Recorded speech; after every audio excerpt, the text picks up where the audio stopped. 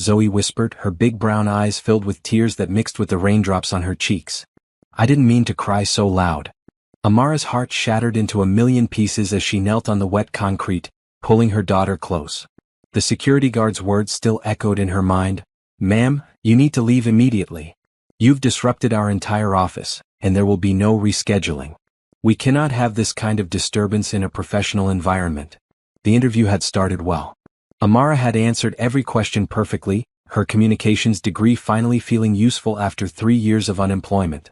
The hiring manager seemed impressed with her portfolio, her enthusiasm, her ideas for their social media campaigns. Then Zoe, who had been sitting quietly in the corner with her coloring books, had knocked over her juice box. The sticky liquid spread across the expensive carpet, and when Zoe tried to clean it up, she accidentally torn her favorite drawing. The meltdown that followed was instant and earth-shattering. We don't allow children in interviews, the receptionist had said coldly, even though Amara had called ahead and been told it would be fine. This is highly irregular. But what choice did Amara have? The daycare had closed unexpectedly due to a broken heating system. Her neighbor, who usually watched Zoe during important appointments, was sick with the flu. Her sister lived 3 states away, and her parents had made it clear years ago that helping her raise a child born out of wedlock was not their responsibility. Every door seemed to close before she could even knock.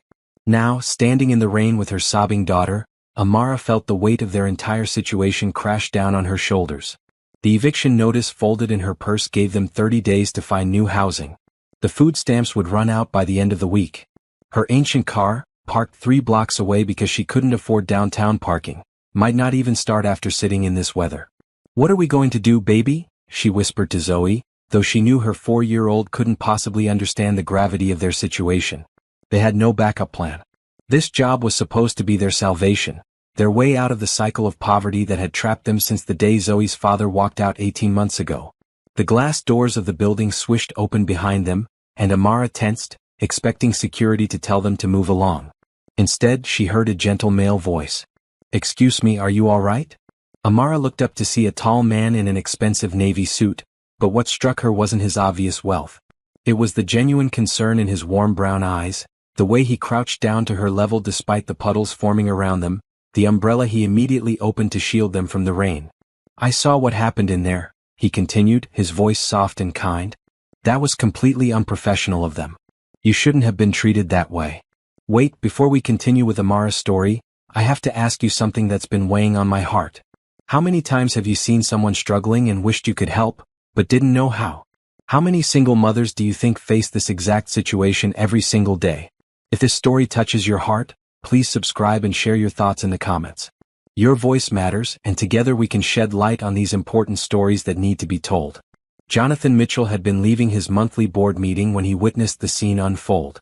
He'd built his tech empire from nothing, understanding firsthand what it meant to be judged, dismissed, and underestimated. But watching this young mother and her child being humiliated struck something deep within him. My name is Jonathan, he said, extending his hand to help Amara to her feet. I couldn't help but notice you handled that situation with incredible grace. That little one is lucky to have such a strong mother. Amara stared at him, unsure whether to trust the stranger. In her experience, men in expensive suits didn't stop to help single mothers in the rain. They usually crossed the street to avoid them. I'm Amara, she said carefully, and this is Zoe. Zoe peeked out from behind her mother's legs, her tears slowing as she studied Jonathan's kind face. He smiled at her and something magical happened. Despite everything that had gone wrong, despite being soaked and scared and disappointed, Zoe giggled. It was a small sound, but in that moment it changed everything. You have a beautiful laugh, Jonathan told her seriously, as if he were speaking to an adult. I bet you light up every room you enter. I like your smile, Zoe replied, her natural chattiness overcoming her shyness. It's nice like mommy's. Jonathan's heart melted. He looked back at Amara, who was watching the interaction with amazement. Listen, I know this might sound forward, but I own a company called Mitchell Tech Industries. We're always looking for talented people, and from what I overheard in there, you seem exactly like the kind of person we need. Amara blinked rapidly, sure she had misheard. I'm sorry, what? I'm offering you a job, Jonathan said simply. Full-time, benefits included, daycare on site. You'd be working directly with me as my communications director. The salary starts at $75,000 with performance bonuses and advancement opportunities. The numbers hit Amara like a physical blow. $75,000 was more than she'd ever dreamed of making. It was enough to get an apartment, buy reliable transportation, give Zoe the stability she deserved. I don't understand, Amara said, her voice barely above a whisper. You don't even know me. You haven't seen my resume or checked my references. I saw everything I needed to see in there, Jonathan replied. The way you stayed calm under pressure, how you comforted your daughter while maintaining your dignity, the portfolio I glimpsed when you were presenting. But mostly I saw your character. And character is something you can't teach. Zoe tugged on Jonathan's suit jacket. Mister, are you going to help my mommy get a job? I'm going to do better than that, Jonathan said, crouching down to her level again.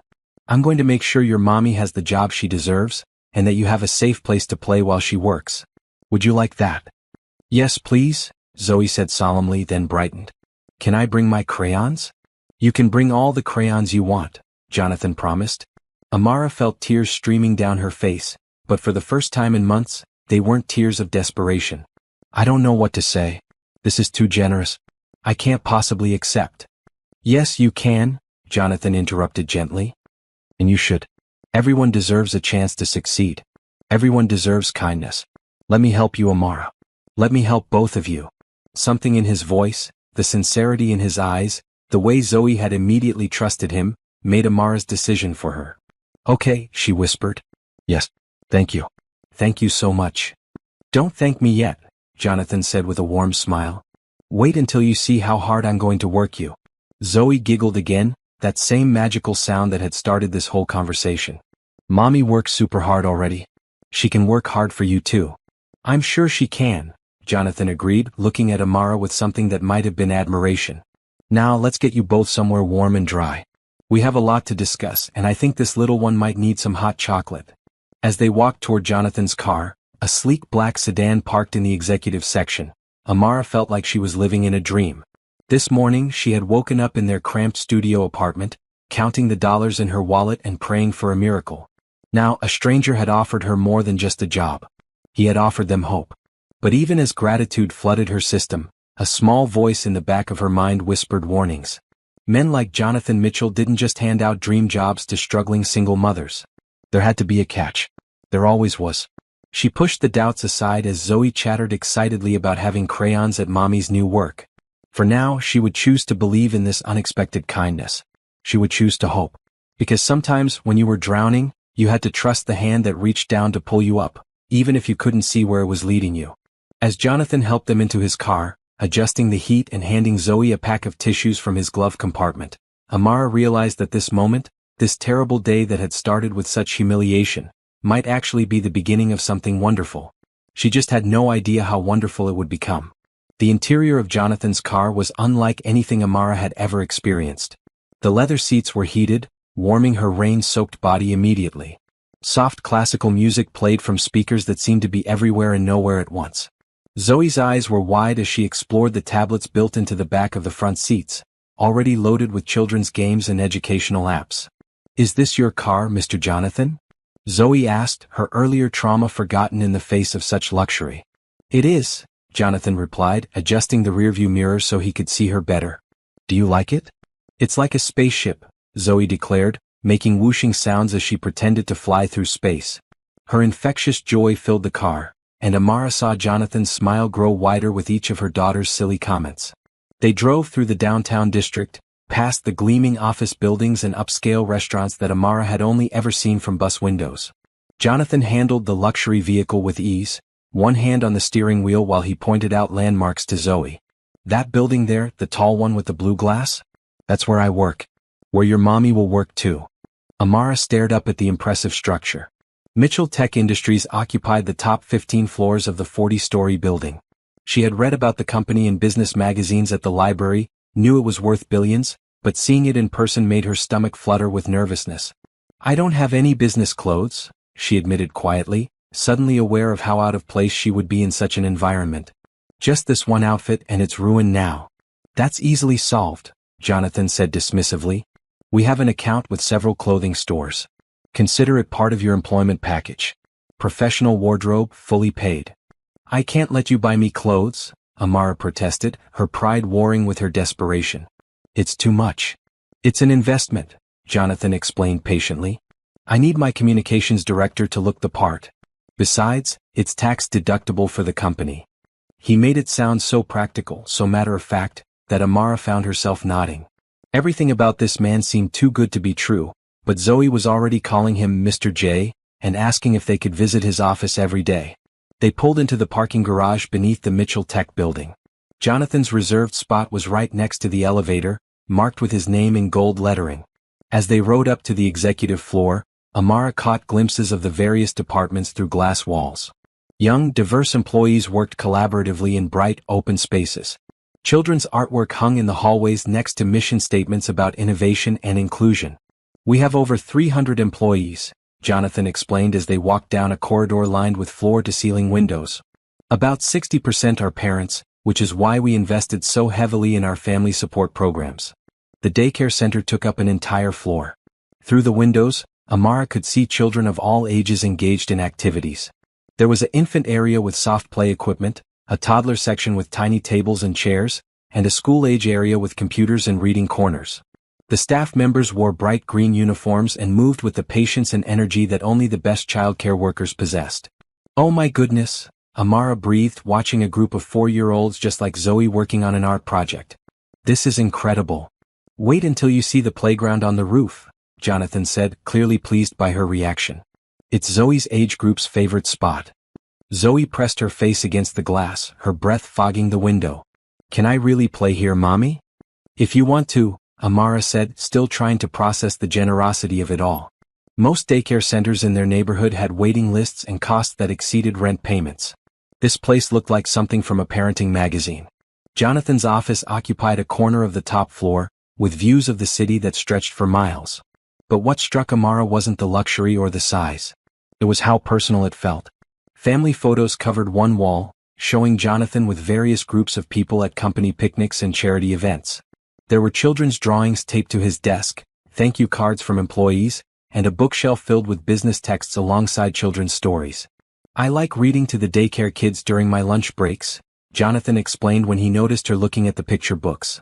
It helps me remember why we're building this company. It's not about the money or the recognition. It's about creating a place where families can thrive. Amara sank into the chair across from his desk, finally allowing herself to believe this might be real. Why are you doing this? Really? I need to understand. Jonathan was quiet for a long moment, watching. Zoe explored the sitting area where he kept toys for visiting children. My mother was a single parent, he said finally. My father left when I was 3. She worked 3 jobs to keep us afloat, and I spent most of my childhood in various daycare centers and after-school programs. That must have been hard, Amara said softly. It was. But it also taught me the value of kindness. The teachers who stayed late when my mom was stuck at work, the neighbors who brought us groceries when money was tight, the scholarship programs that made my education possible. I'm successful today because people invested in us when we had nothing to offer in return. He pulled out a tablet and began scrolling through documents. I've been working on a program to help single parents for months now. Finding qualified candidates has been challenging because most people in your situation can't afford to take unpaid internships or work jobs that don't offer childcare. So when you saw me today, I saw someone who could help me build something meaningful, Jonathan finished. Your background in communications, your obvious dedication to your daughter, your grace under pressure. You're exactly what this program needs. Amara felt tears threatening again. I don't know how to repay you for this opportunity. You don't repay kindness, Jonathan said firmly. You pass it forward. Someday when you're in a position to help someone else, you will. That's how it works. Zoe had found a box of building blocks and was constructing an elaborate castle on the coffee table. Mr. J, look what I made, she called out proudly. That's magnificent, Jonathan said, leaving his desk to examine her creation. Is that a tower for a princess? It's for my mommy, Zoe explained seriously. She's going to be a princess now because she has a job with you. Jonathan glanced at Amara, something unreadable in his expression. Your mommy is already a princess. She doesn't need a job to make her special. But now she won't cry at night anymore, Zoe said with the brutal honesty of childhood. She thinks I'm asleep, but I hear her sometimes. She worries about money and food and where we're going to live. Amara's cheeks burned with embarrassment, but Jonathan's expression only grew more understanding. Well, now your mommy won't have to worry about those things anymore. And you know what? If you ever hear her worrying about anything else, you can tell her to call me. That's what friends do. They help each other. Are we friends now? Zoe asked hopefully. The very best kind, Jonathan assured her. As the afternoon wore on, Jonathan introduced Amara to key staff members, showed her around the communications department, and outlined her responsibilities. The work was challenging but exciting, involving social media strategy, internal communications, and community outreach programs. Everything she had studied for, dreamed about, hoped to do with her degree. There's just one more thing, Jonathan said as they prepared to leave. Housing. Amara's stomach clenched. She had been dreading this conversation, knowing she would have to admit their current situation was unsustainable. I have a property about 15 minutes from here, Jonathan continued. It's a guest house on my estate, fully furnished, 2 bedrooms. You and Zoe are welcome to stay there while you get settled. No rent, utilities included. Absolutely not, Amara said immediately. I can't possibly. You can and you will, Jonathan interrupted. It's sitting empty anyway and it would actually help me out. I travel frequently for business and having someone on the property gives me peace of mind. But what will people think? Your employees, your friends? They'll think I'm helping a colleague transition into a new position, Jonathan said simply. Which is exactly what I'm doing. Zoe looked up from her blocks. Does the house have a yard, Mr. J? A big one, Jonathan confirmed. With swings and a sandbox and a garden where you can plant flowers if you want. Can we, Mommy? Please? Amara looked at her daughter's hopeful face, then at Jonathan's patient expression. Every logical part of her brain screamed warnings about accepting so much from a stranger. But the desperate mother in her, the part that was tired of watching Zoe sleep on a mattress on the floor and eat cereal for dinner, whispered that this was their chance at a real life. Okay, she said quietly. But I insist on paying rent once my paychecks start coming in. We'll discuss it later, Jonathan said diplomatically, which Amara correctly interpreted as a polite way of saying he had no intention of accepting her money.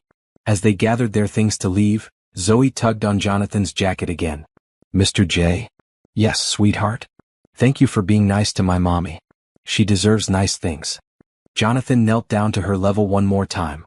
You're absolutely right. She does. And so do you. Walking out of that building with a job contract in her purse and the promise of a safe home waiting for them, Amara felt like she was stepping into a completely different life.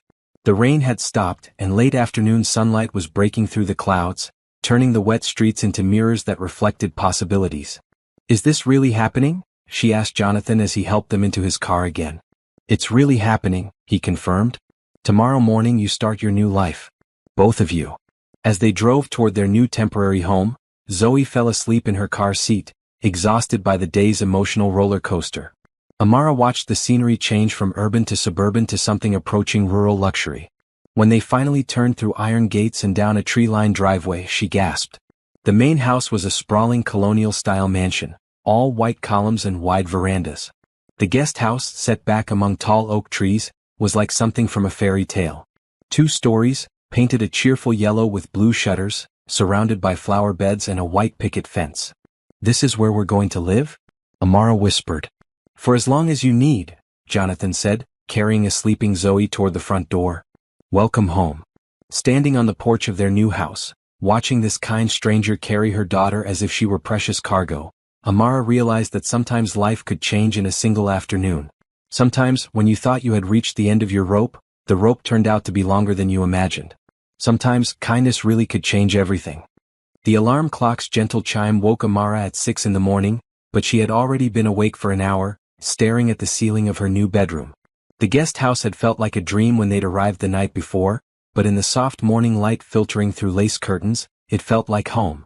Zoe was still asleep in her own room, the first time she'd had her own space since they'd been forced to give up their apartment 8 months ago. The walls were painted a soft lavender, with white furniture that looked like it belonged in a children's magazine. A rocking chair sat by the window, perfect for bedtime stories. Books lined built-in shelves, and a toy chest in the corner held enough supplies to keep a dozen children happy. Amara padded downstairs in her robe, marveling again at the thoughtfulness of the space. The kitchen was fully stocked with everything they could need, including a refrigerator filled with fresh groceries and a pantry containing all of Zoe's favorite foods. A note on the counter, written in Jonathan's neat handwriting, welcomed them again and provided his personal phone number, in case of any emergencies, questions, or if you just need anything at all.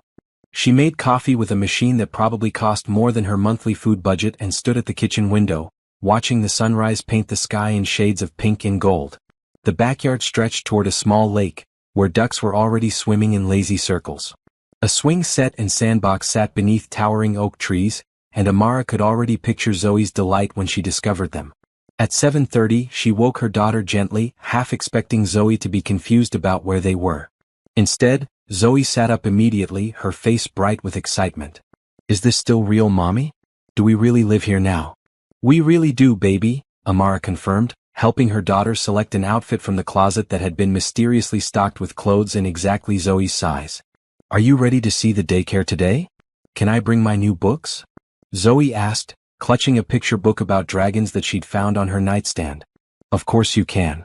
They drove to Mitchell Tech in Amara's ancient Honda, which looked ridiculously out of place in the executive parking garage but started reliably for once. Jonathan was waiting for them in the lobby, looking polished and professional in a dark blue suit, but his face lit up when he saw them approaching. "Good morning, ladies," he said warmly. "How was your first night in the house?"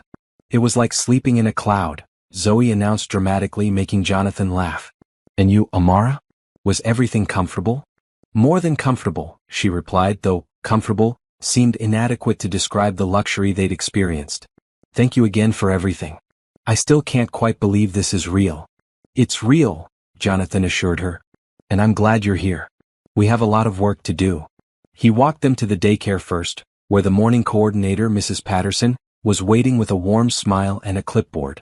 She was a grandmother-like woman in her 60s, with silver hair and kind eyes behind wire-rimmed glasses. "You must be Zoe," she said, crouching down to the little girl's level. "I'm Mrs. Patterson, and I've been so excited to meet you. Would you like to see where you'll be playing today?" Zoe looked to her mother for permission, then nodded shyly. Mrs. Patterson led them through the various activity areas, introducing Zoe to other children and showing her where she could store her backpack and special book. "We have story time at 10, art projects after snack, and outside play before lunch," Mrs. Patterson explained. "Is there anything special Zoe likes to do?" "She loves to draw," Amara said. "And she's been teaching herself to read." "Wonderful. We have several children her age who are also early readers. I think she'll fit right in." Leaving Zoe proved easier than Amara had expected. Her daughter was already engrossed in a puzzle with two other 4-year-olds, chattering happily about her new house and her mommy's new job. Mrs. Patterson promised to call if there were any issues and assured Amara that first-day adjustment periods were completely normal. Jonathan's assistant, a efficient woman named Rebecca who appeared to be in her 40s, was waiting in the communications department when they arrived. She wore a professional burgundy dress and had the kind of confidence that came from years of corporate experience. "Rebecca practically runs this place," Jonathan explained as he introduced them. "If you need anything at all, she's your first resource." "It's so nice to meet you," Rebecca said, shaking Amara's hand firmly. "Jonathan has told me wonderful things about your background. I think you're going to love working here."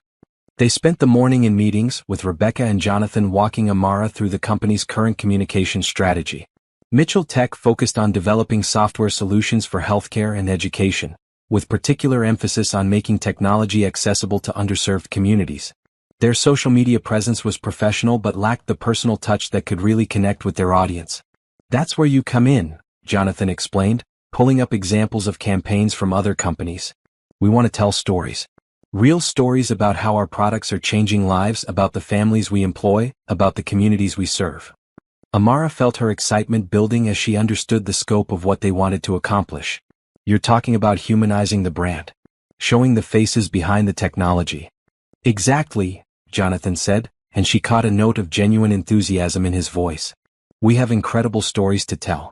Single mothers who've built careers here, veterans who've found new purpose, immigrants who've achieved their American dreams. But we need someone who understands the importance of authentic storytelling. Someone who's lived it," Amara said quietly. "Someone who's lived it," he confirmed. They broke for lunch at noon, and Jonathan suggested they eat in the company cafeteria so Amara could meet more of the staff. The dining area was bright and welcoming, with floor-to-ceiling windows and tables arranged to encourage conversation. The food was fresh and varied, with options for every dietary need, and everything was provided free for employees. "This must cost the company a fortune," Amara observed, watching Jonathan select a salad and soup combination. It costs less than you'd think, he replied. And the productivity benefits are enormous. When people don't have to worry about finding time and money for lunch, they're happier and more focused. When they eat together, they collaborate better. Several employees stopped by their table to introduce themselves to Amara. She met Carlos from the software development team, whose wife also worked in accounting and whose twin daughters attended the company daycare. There was Jennifer from Human Resources, who had started as a receptionist 5 years ago and worked her way up through the ranks. And Dr. Kim from the healthcare division, who had immigrated from South Korea with her family and now led the team developing medical record systems for rural hospitals. Everyone has a story, Jonathan said quietly as they watched Dr. Kim return to her table of colleagues. Everyone deserves a chance to succeed. That's what we're building here. I need to pause the story for just a moment to ask you something important. How many companies have you worked for that truly cared about their employees as people, not just productivity numbers? How many bosses have you had who would personally ensure your child had a safe place to play while you worked? If you believe more workplaces should operate with this kind of compassion, please subscribe and tell me in the comments about a time when someone's kindness changed your life. These stories matter and I want to hear yours. After lunch, they visited Zoe in the daycare. Amara found her daughter in the art corner, covered in finger paint and glowing with happiness. She had made 3 new friends and created a painting of their new house that she insisted on showing to Mr. J immediately. It's beautiful, Jonathan said seriously, studying the colorful swirls and shapes. Is that your bedroom window? Yes, and that's the swing you promised me, and those are the ducks on the lake, Zoe explained, pointing to various elements of her masterpiece. Can I make one for you to put in your office? I would be honored to display your artwork in my office, Jonathan replied. All the important business people who visit me will see what a talented artist you are. Watching Jonathan interact with her daughter, Amara felt something shift in her chest. It wasn't just gratitude anymore, though she certainly felt that. It was something warmer, something that made her pulse quicken when he smiled at Zoe's innocent questions. Your mommy is doing great work today, he told Zoe. She's going to help lots of people learn about our company. My mommy is super smart, Zoe agreed. She reads me stories and helps me with my letters and makes the best pancakes. I bet she does, Jonathan said, glancing at Amara with an expression she couldn't quite read. Your mommy is pretty amazing. They returned to work for the afternoon, diving deep into the company's current marketing materials and brainstorming new approaches. Amara found herself energized by the collaborative process, her ideas flowing freely as Jonathan and Rebecca encouraged her creativity. What if we started a blog series called Faces of Mitchell Tech? She suggested during one brainstorming session. Every week we feature a different employee and their story. Not just their professional achievements but their personal journey. Why they chose to work here, how the company has supported their goals, what their dreams are for the future. I love it, Rebecca said immediately. It's personal without being invasive, inspiring without being preachy. And it showcases our values in action rather than just talking about them, Jonathan added. It's brilliant, Amara. By 5 o'clock, Amara's head was spinning with ideas and possibilities. They had outlined content strategies for the next 6 months, identified key stories to pursue, and even begun planning a company-wide photo shoot to update their website images. I think that's enough for one day, Jonathan said, noting her slightly overwhelmed expression. Tomorrow we'll start implementing some of these ideas, but for now you should go collect Zoe and get settled in at home. Oh. The word felt strange and wonderful on her tongue. They found Zoe in the daycare's reading corner, sharing a picture book with 2 other children. When she saw her mother, she jumped up and ran over, her face flushed with excitement. Mommy, guess what? Tommy's mommy works here too in the computer place, and Sarah's daddy works upstairs in the numbers place, and Mrs. Patterson said I can bring my dragon book tomorrow for story time. It sounds like you had a wonderful day, Amara said, gathering her daughter's artwork and backpack.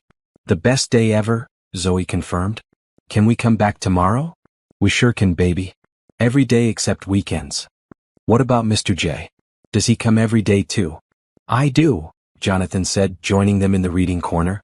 And I'm looking forward to seeing more of your artwork tomorrow.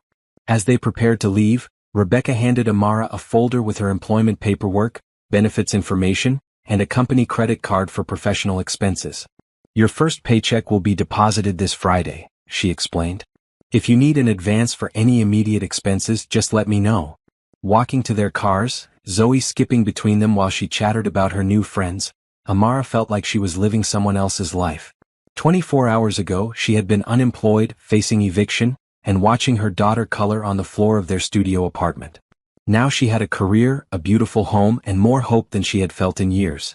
"Thank you," she said to Jonathan as they reached their vehicles. "For all of this. I promise you won't regret giving me this chance." "I already know I won't," he replied, his expression serious. "You're going to do incredible things here, Amara. I can feel it." Driving home through the tree-lined streets, with Zoe chattering excitedly about her plans for tomorrow, Amara allowed herself to believe that maybe, just maybe, their luck had finally changed. Maybe kindness really could transform everything. Maybe second chances actually existed. She had no idea that the man following behind them in his own car was thinking the exact same thing. 3 weeks into her new position, Amara had settled into a rhythm that felt almost too good to be true. She arrived at Mitchell Tech each morning at 8:30, after dropping Zoe off at daycare, where her daughter had become something of a celebrity among the staff for her artistic talents and infectious giggle. Her paintings now decorated not just Jonathan's office, but several other executive suites as well. The work itself was more fulfilling than anything Amara had ever imagined. She had launched the Faces of Mitchell Tech blog series with a profile of Carlos, the software developer who had worked his way up from the mailroom while attending night school.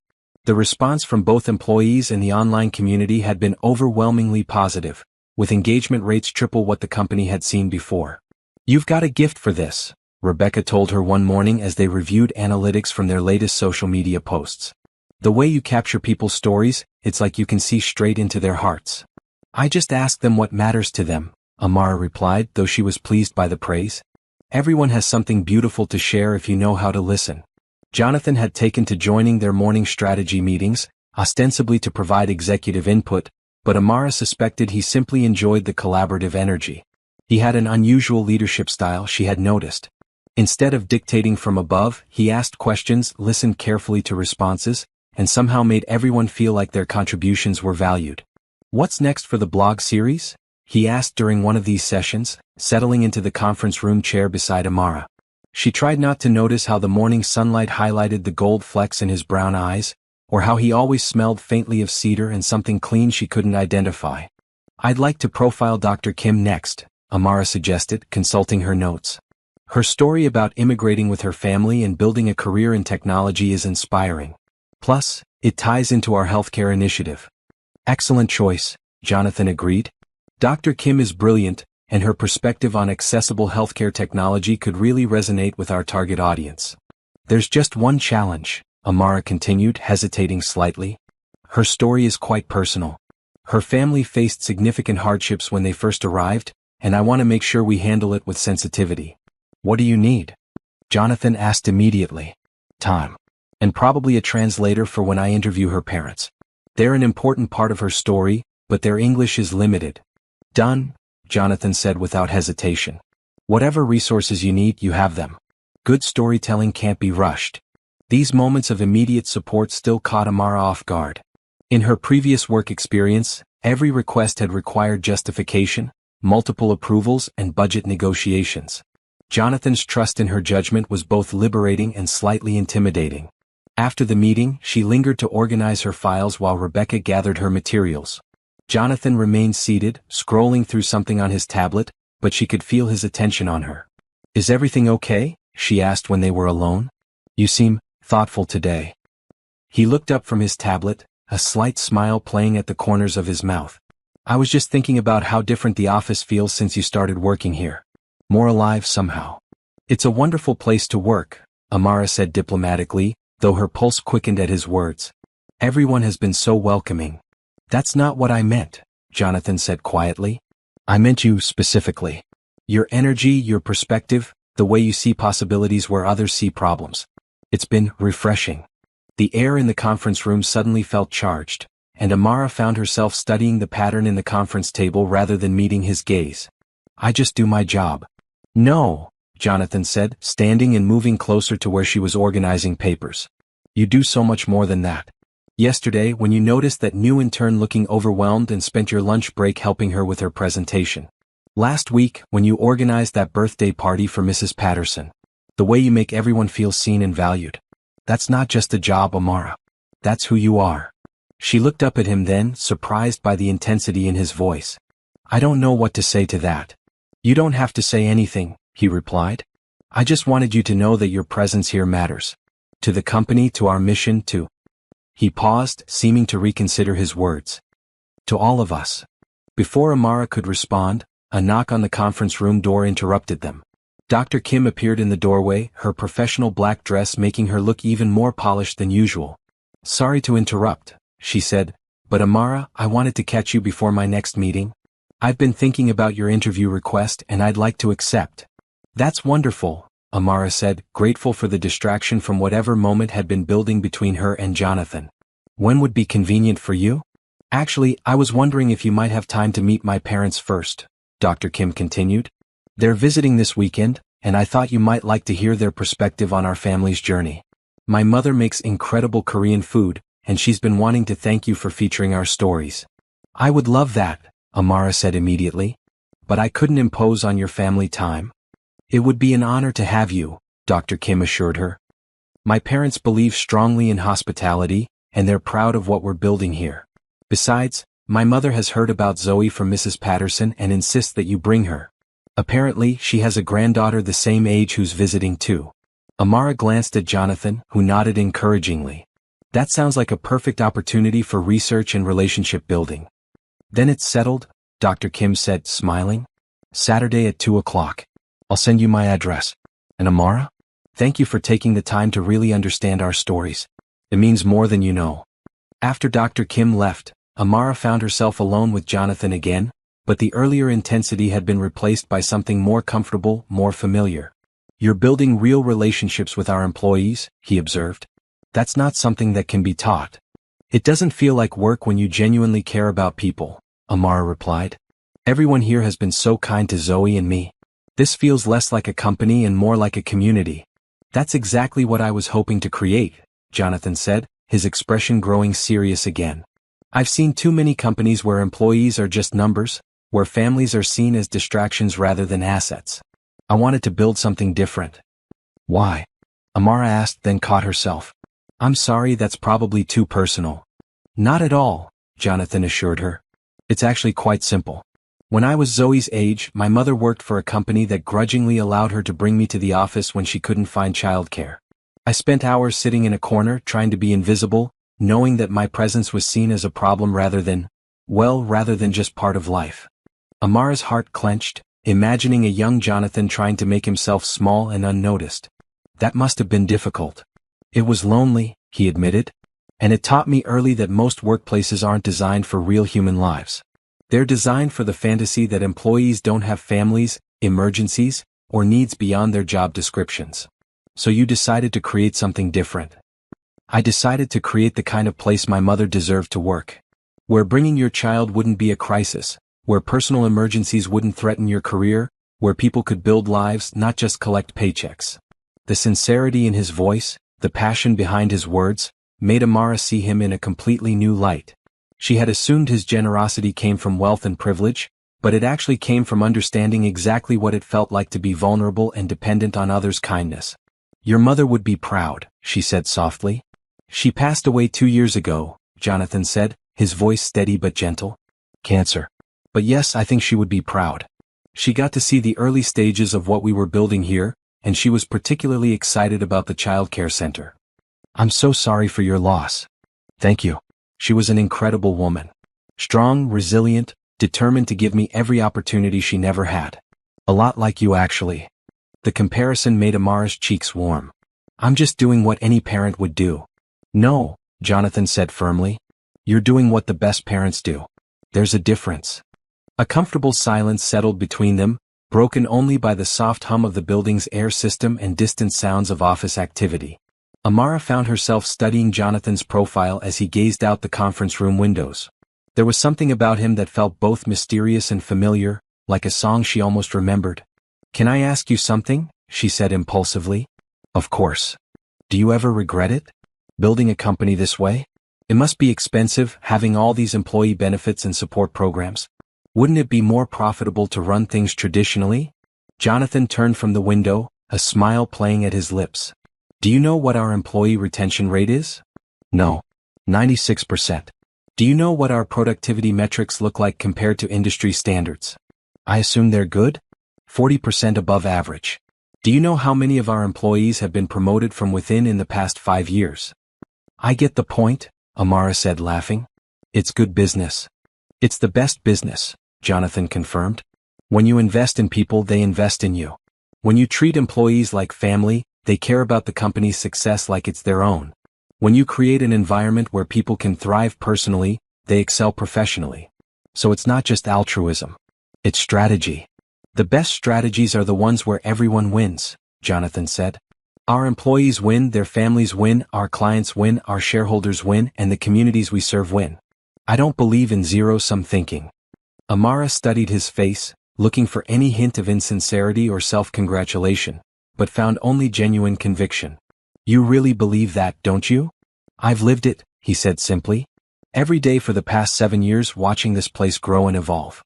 Seeing Carlos work his way up from the mailroom. Watching Dr. Kim build her research team. Seeing new parents like yourself find stability and purpose. It's not theory to me, Amara. It's proof. Before Amara could respond, her phone buzzed with a text message. She glanced at it and felt her stomach drop. Is everything okay? Jonathan asked, noting her expression. It's from Mrs. Patterson, Amara said, reading the message again.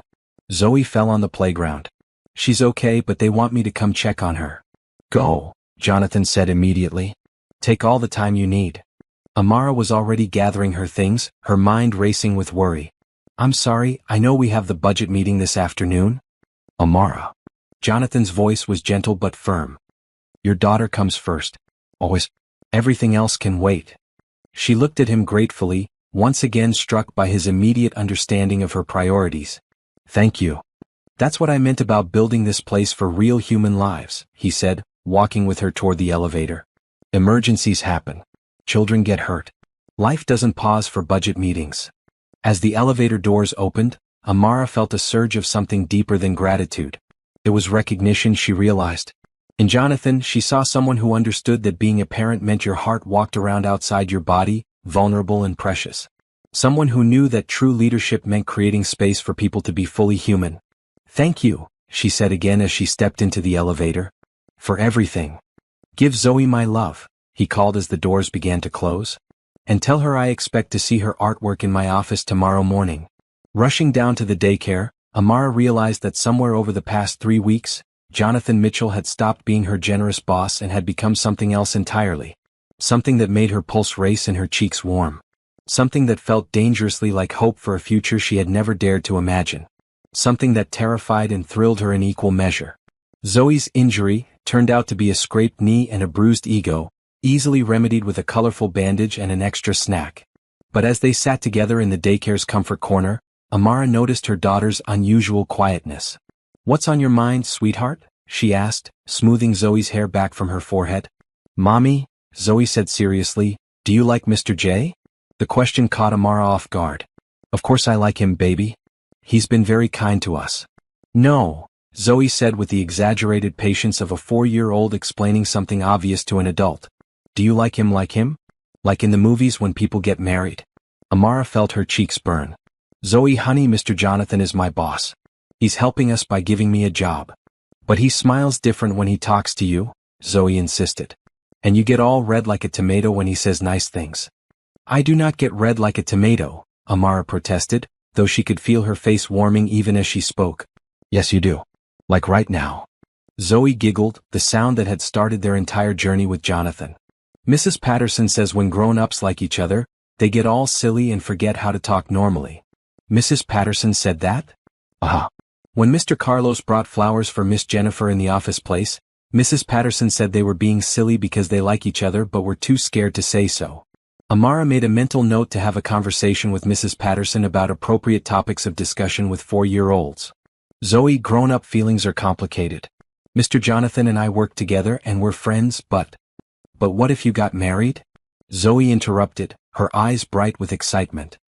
Then he could live in our house and I could have a daddy, and you could be happy all the time instead of just sometimes. Amara's throat tightened. She thought she had hidden her loneliness from her daughter, but children saw everything. Baby, I am happy. We have our beautiful house and my wonderful job and... But you're lonely happy, Zoe said with devastating honesty. Like when you watch movies with kissing and you make that sad face. Before Amara could formulate a response, the daycare door opened and Jonathan appeared, his expression concerned. He had loosened his tie and rolled up his sleeves, looking less like a billionaire CO and more like a worried friend. "How's our patient?" he asked, crouching down to Zoe's level. "I'm brave," Zoe announced, showing off her bandage. "But Mommy was more scared than me." "That's because mommies love their little girls very much," Jonathan said seriously. "When someone you love gets hurt even a little bit, it makes your heart worry." "Do you love anyone?" Zoe asked with typical childhood directness. Jonathan glanced at Amara, something unreadable in his expression. "I'm learning to," he said quietly. "Good," Zoe said with satisfaction. "Love makes everything better. That's what Mommy always tells me." "Your mommy is a very smart lady," Jonathan agreed. "Should we get you back to playtime, or would you like to visit my office? I have some new crayons that need a proper artist's opinion." "New crayons?" Zoe's eyes lit up. "The kind with sparkles?" "The very best kind with sparkles," Jonathan confirmed.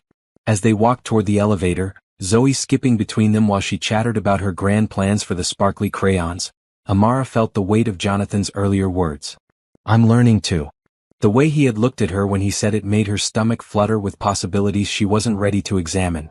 Jonathan's office had indeed been equipped with a premium art station since Zoe's last visit. A child-sized table sat near the windows, complete with every imaginable art supply and a stack of high-quality paper. Zoe gasped with delight and immediately set to work on what she announced would be the most beautiful picture ever. "You didn't have to do this," Amara said quietly, watching her daughter arrange crayons by color preference. "I wanted to," Jonathan replied, settling into his desk chair but keeping his attention on Zoe's artistic process. "She's here almost every day after school anyway, and the conference room table isn't really designed for masterpiece creation." "After school? You haven't noticed?" "Every day around 3:30 she convinces Mrs. Patterson that she needs to deliver you an important message or show you something urgent. It usually coincides with our daily planning sessions." Amara looked at her daughter with new understanding. "Zoe, have you been making excuses to visit Mommy's office?" "Not excuses," Zoe said without looking up from her drawing. "Important business. Like making sure Mr. J knows I finished my vegetables at lunch, and showing him my reading homework, and checking if he needs help with computer stuff." "Help with computer stuff?" Jonathan asked, amused. "I'm very good at games on the tablet," Zoe explained seriously. "And Mrs. Patterson says you work too much and forget to have fun." "Mrs. Patterson says a lot of things," Amara muttered. "Mrs. Patterson is very wise," Jonathan said diplomatically. "And she's right that I work too much. Your daily visits remind me to take breaks." "See," Zoe said triumphantly. "I'm helping." For the next hour, while Zoe worked on her art project, Jonathan and Amara reviewed materials for the upcoming company photo shoot. They sat side by side at his conference table, their heads bent over layout designs and employee profiles, occasionally brushing hands when reaching for the same document. Each accidental touch sent sparks up Amara's arm, and she wondered if he felt it too. "What do you think about featuring the daycare prominently?" Jonathan asked, pointing to a mock-up that showed children playing while their parents worked in the background. "It's one of our most distinctive features." "I love it," Amara said, studying the concept. "It shows that we're not just family-friendly in theory but in practice. Real families, real solutions." "Exactly. And maybe we could include some of Zoe's artwork in the background? She's practically our unofficial artist in residence." "You really think her drawings are good enough for professional photos?" "I think her drawings capture the spirit of what we're building here better than anything our marketing department could create," Jonathan said seriously. "They're honest, joyful, full of hope. That's what this company is about." Zoe looked up from her work, clearly having overheard. "Really? My pictures could be in the important photos?" "If your mommy says it's okay," Jonathan confirmed. "Mommy, please?" Zoe asked, her face glowing with excitement. "I could make special ones just for the pictures." "If you're sure," Amara said, touched by Jonathan's genuine appreciation for her daughter's art. "I'm sure," he said, his eyes meeting hers across the table. "Some of the most important things in life come in the smallest packages." The moment stretched between them, charged with meaning, until Zoe's voice broke the spell. "Mr. J," she said thoughtfully, "are you married?" "Zoe," Amara warned, but Jonathan held up a gentle hand. "It's okay," he said to Amara, then turned to Zoe. "No, sweetheart, I'm not married." "Do you want to be married?" Zoe pressed, apparently immune to adult discomfort. Someday to the right person, Jonathan answered honestly. What makes someone the right person? Zoe asked, setting down her crayon to give him her full attention. Jonathan considered the question seriously, as if Zoe were a fellow executive asking for his thoughts on a major business decision. Someone kind, someone strong, someone who makes you want to be better than you are. Someone who makes you laugh, who understands what's important to you, who fits into your life like they were always meant to be there. Amara felt her breath catch, certain that Jonathan's eyes found hers as he spoke. Like how mommy fits in our new house? Zoe asked innocently. Exactly like that, Jonathan said softly. And like how you fit in our story? Zoe continued, her 4-year-old logic making connections that adults might dance around for months. Zoe, Amara said weakly, but her daughter was on a roll. Because you make mommy smile the real way, not the tired way. And you remember that I like purple crayons best, and you keep juice boxes in your office fridge for when I visit, and you listen when I talk about important things like my loose tooth and my favorite books. Jonathan's expression grew incredibly gentle. Those are all very important things, and I'm honored that you share them with me. So do you think you could marry my mommy? Zoe asked with the straightforwardness that only children possessed. She's very nice and pretty, and she makes excellent pancakes and she gives the best hugs. The silence that followed was deafening. Amara wanted to disappear into the floor, but she found herself frozen, waiting for Jonathan's response with a mixture of terror and hope.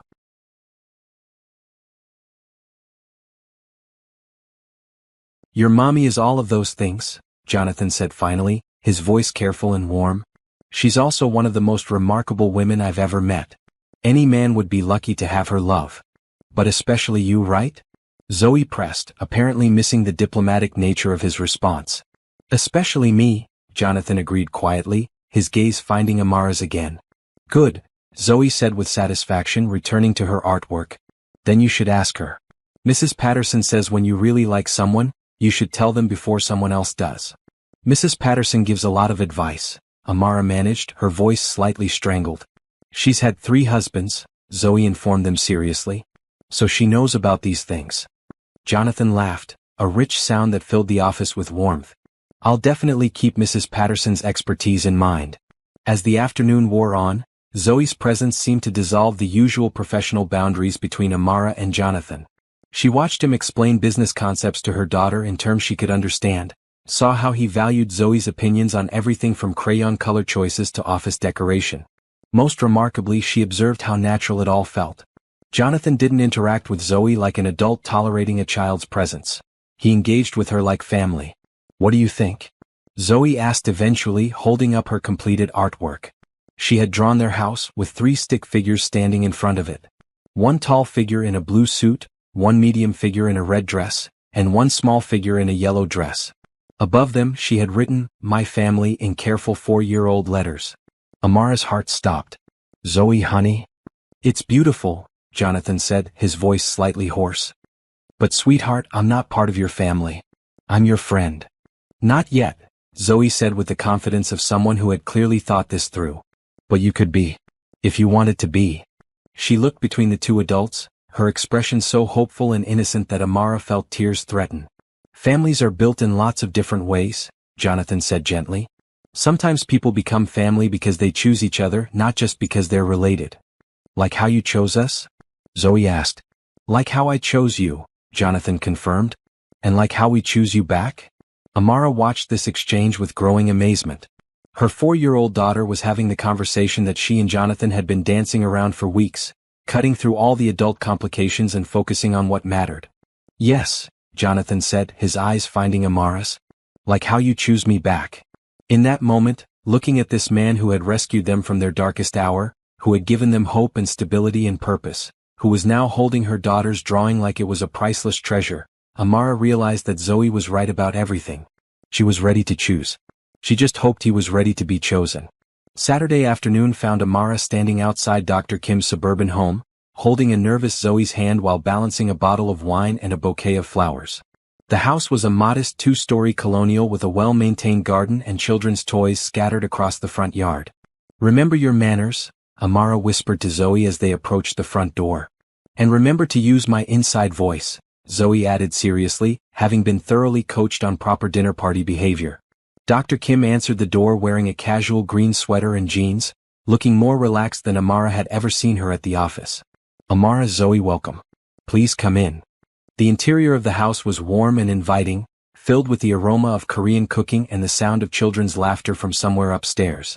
Family photos lined the hallway walls, showing Dr. Kim's journey from a young woman in Seoul to her graduation from medical school to her wedding day. "My parents are so excited to meet you," Dr. Kim said, leading them toward the kitchen. "And my daughter Min Jun has been asking about Zoe all week." Dr. Kim's parents, Mr. and Mrs. Park, were waiting in the spacious kitchen where several dishes simmered on the stove. Mrs. Park was a small, elegant woman in her 70s, her silver hair pulled back in a neat bun. Mr. Park was taller, with kind eyes behind wire-rimmed glasses and an immediate warm smile for their guests. "Welcome to our family home," Mrs. Park said in careful English, bowing slightly. "We are honored to have you." "The honor is mine," Amara replied, returning the bow and presenting the flowers. "Thank you for inviting us." Mrs. Park accepted the flowers with delight, immediately bustling to find a vase while chattering in Korean to her husband. Dr. Kim translated with an amused smile. "She says you have beautiful flowers and a beautiful daughter, and that she has prepared enough food for 20 people because she was worried about making sure you had enough to eat. And this must be Zoe," Mr. Park said, crouching down to her level. "Min Jun is upstairs playing with her dolls. Would you like to meet her?" Zoe looked to her mother for permission, then nodded shyly. Dr. Kim called upstairs in Korean, and soon a girl about Zoe's age came bounding down the stairs. Min Jun had her grandmother's delicate features and her grandfather's kind eyes, and she immediately took Zoe's hand with the universal confidence of children making new friends. "I want to show you my room," Min Jun announced. "I have a dollhouse with real lights." As the girls disappeared upstairs, giggling, Mrs. Park gestured for Amara to sit at the kitchen island while she continued her cooking preparations. The elderly woman worked with the efficiency of decades of practice, her hands moving quickly as she checked seasonings and adjusted temperatures. "She wants to know about your work," Dr. Kim translated as her mother spoke in Korean. "She's very proud that Soo-jin." Dr. Kim caught herself. "Sorry that I work for such a good company, and she wants to understand what you do there." "I tell people stories," Amara explained, watching Mrs. Park's face light up with understanding. "I help other people learn about the wonderful employees at our company, like your daughter." Mrs. Park spoke rapidly to Dr. Kim, her eyes bright with interest. "She says storytelling is the most important job in the world," Dr. Kim translated. "That's how families remember where they come from and where they're going. She wants to tell you our story if you'd like to hear it." "I would love to hear it," Amara said sincerely. For the next hour, while Mrs. Park cooked and Mr. Park set the table, Dr. Kim translated her parents' story. They had arrived in America 25 years ago with 2 small children, speaking minimal English and carrying dreams of opportunity. Mr. Park had been an engineer in Korea but worked in a factory while learning to navigate American certification requirements. Mrs. Park cleaned office buildings at night while studying English during the day. "The hardest part wasn't the work," Mrs. Park said through her daughter's translation. "It was feeling invisible. Like we didn't matter because we were different. But we never gave up hope," Mr. Park added. "We knew our children would have chances we never had. That made everything worth it." Dr. Kim's voice grew emotional as she continued translating. "They sacrificed everything for Soo-jin and her brother. Worked multiple jobs, saved every penny for our education, never bought anything for themselves. And now look," Mrs. Park said, her pride evident despite the language barrier. "Our daughter saves lives with her medical technology, and our son is a teacher helping other immigrant children learn English. Our sacrifices became their opportunities." Amara felt tears threatening as she listened to their story. It reminded her of her own mother's struggles, the sacrifices made for dreams that might bloom in the next generation. When Zoe and Min Jun returned from upstairs, chattering about the dollhouse and planning an elaborate tea party, Mrs. Park announced that dinner was ready. The dining room table groaned under the weight of Korean dishes, each one more aromatic and colorful than the last. "This is incredible," Amara said as Mrs. Park filled her plate with bulgogi, kimchi, and several other dishes she couldn't identify but was eager to try. "Family recipes," Dr. Kim explained. "My mother has been cooking like this for 50 years. She says food is how Korean families show love." Zoe, who was usually cautious about new foods, surprised everyone by enthusiastically trying everything on her plate. "This is like a party in my mouth," she announced, making both sets of grandparents laugh despite the language barrier. "Your daughter has adventurous spirit," Mr. Park observed. That is good quality for life. As they ate, the conversation flowed easily between Korean and English, with Dr. Kim translating when necessary but the warmth and connection transcending language barriers. Amara found herself sharing stories about her own journey, her struggles as a single mother, and her gratitude for the opportunity at Mitchell Tech. "Mr. Jonathan sounds like good man," Mrs. Park said when Dr. Kim translated Amara's description of her boss. "A man who helps others without wanting something back, that is rare." "Very rare," Mr. Park agreed. "In our experience, kindness usually comes with price. But sometimes, very sometimes, you meet person whose kindness is genuine. Those people change your life." "Has Jonathan changed your life?" Dr. Kim asked directly, her professional curiosity evident. Amara considered the question while helping Zoe navigate a particularly challenging piece of bulgogi. "Completely," she said finally. "Not just the job and the house, though those things are wonderful. But he's changed how I think about what's possible. For me, for Zoe, for our future." "That's what good leadership does," Dr. Kim said thoughtfully. "It doesn't just solve problems. It expands possibilities." After dinner, while the children played and the adults lingered over tea, Mrs. Park brought out photo albums documenting their family's journey in America. Pictures of graduation ceremonies, birthdays, holidays, and achievements painted a portrait of determination rewarded and dreams realized. "This is why we came," Mr. Park said, pointing to a photo of Dr. Kim in her medical school graduation gown. "Not for us but for this moment. And this," Mrs. Park added, showing a photo of their son receiving a teaching award. "Our children living the dreams we couldn't reach." "But you did reach them," Amara said gently. "Through your children. That's how love works, isn't it? It multiplies across generations." Mrs. Park looked at her with new understanding, speaking quickly to Dr. Kim in Korean. "She says you understand the heart of family," Dr. Kim translated. "She thinks your little girl is lucky to have a mother who knows that love is the most important gift you can give a child."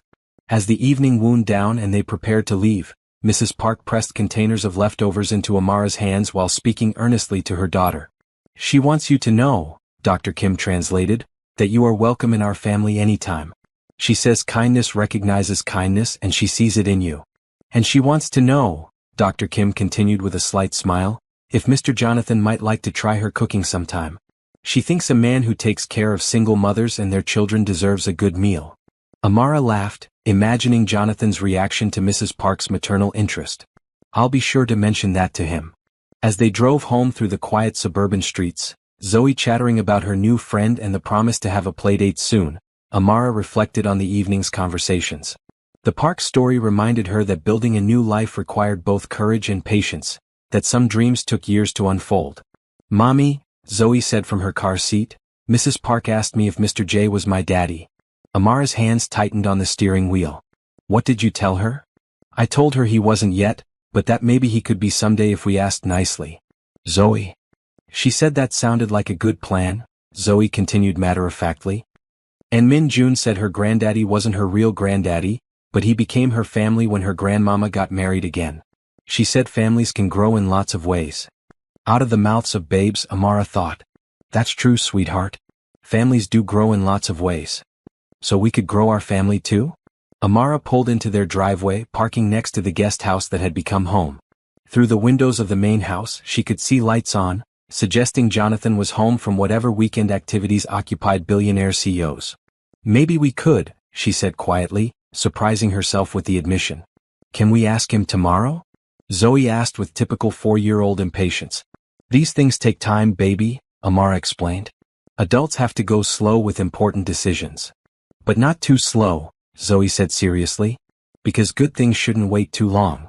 As they gathered their leftovers and headed into their beautiful borrowed home, Amara realized that her daughter, with her innocent wisdom and fearless heart, might be the bravest member of their little family. Zoe had already decided that Jonathan belonged with them, had already chosen to love without reservation or fear. Maybe it was time for the adults to catch up to a 4-year-old's understanding of what mattered most. Later that evening, after Zoe was asleep and Amara was curled up with a book in their cozy living room, her phone buzzed with a text message from Jonathan. "Hope you had a wonderful evening with the Kim family. Looking forward to hearing about it on Monday. Sweet dreams to both my favorite ladies." Amara stared at the message, her heart racing at the casual endearment. My favorite ladies. As if they belonged to him, as if he belonged to them. She typed and deleted several responses before settling on something simple. We had a beautiful time. Thank you for encouraging me to go. See you Monday. But as she turned off her phone and headed upstairs, she found herself hoping that Monday wouldn't take too long to arrive. Monday morning brought unexpected complications. Amara arrived at the office to find a sleek red sports car parked in the visitor section of the executive garage, its vanity plates reading Victor 1A. She didn't think much of it until she reached the communications department and found Rebecca whispering urgently with two other assistants. Is everything okay? Amara asked, setting down her coffee and laptop bag. Rebecca looked up with an expression that mixed concern and barely concealed irritation. Jonathan's ex-fiancée is here. Victoria Sterling. She showed up about an hour ago demanding to see him. Amara felt something cold settle in her stomach. Ex-fiancée? They were engaged 2 years ago, Rebecca explained, her voice carefully neutral. Very high-profile relationship. She comes from old money, very connected socially. The breakup was complicated. And she's here now because... No one knows, Rebecca said with obvious frustration. She refuses to explain her visit to anyone except Jonathan. He's been in his office with her for 45 minutes. Amara tried to focus on her work, reviewing the draft of Dr. Kim's profile and preparing for the afternoon photo shoot, but her concentration was shattered. Every few minutes she found herself glancing toward Jonathan's corner office, where the blinds were uncharacteristically closed. At 10:30, the daycare called to say that Zoe had a slight fever and was asking for her mother. Grateful for the distraction, Amara hurried downstairs to find her daughter looking pale and listless in the comfort corner. I don't feel good, Mommy, Zoe said pitifully, allowing herself to be gathered into Amara's arms. Let's get you home, sweetheart, Amara murmured, checking Zoe's forehead with the back of her hand. She was definitely warm, though not alarmingly so. Mrs. Patterson helped gather Zoe's things while providing the kind of practical advice that only experienced childcare providers could offer. Probably just a 24-hour bug. Keep her hydrated, let her rest, and she'll likely be fine by tomorrow. As they waited for the elevator, Zoe suddenly perked up. Is Mr. J here today? I want to tell him I'm sick so he won't worry when I'm not here tomorrow. Mr. Jonathan is in meetings today, baby, Amara said carefully. We'll see him when you're feeling better. But as the elevator doors opened, they nearly collided with Jonathan himself, who was emerging with a tall, elegant woman in an expensive navy dress. Victoria Sterling was everything Amara had expected and feared. Model beautiful, impeccably styled, radiating the kind of confidence that came from a lifetime of privilege.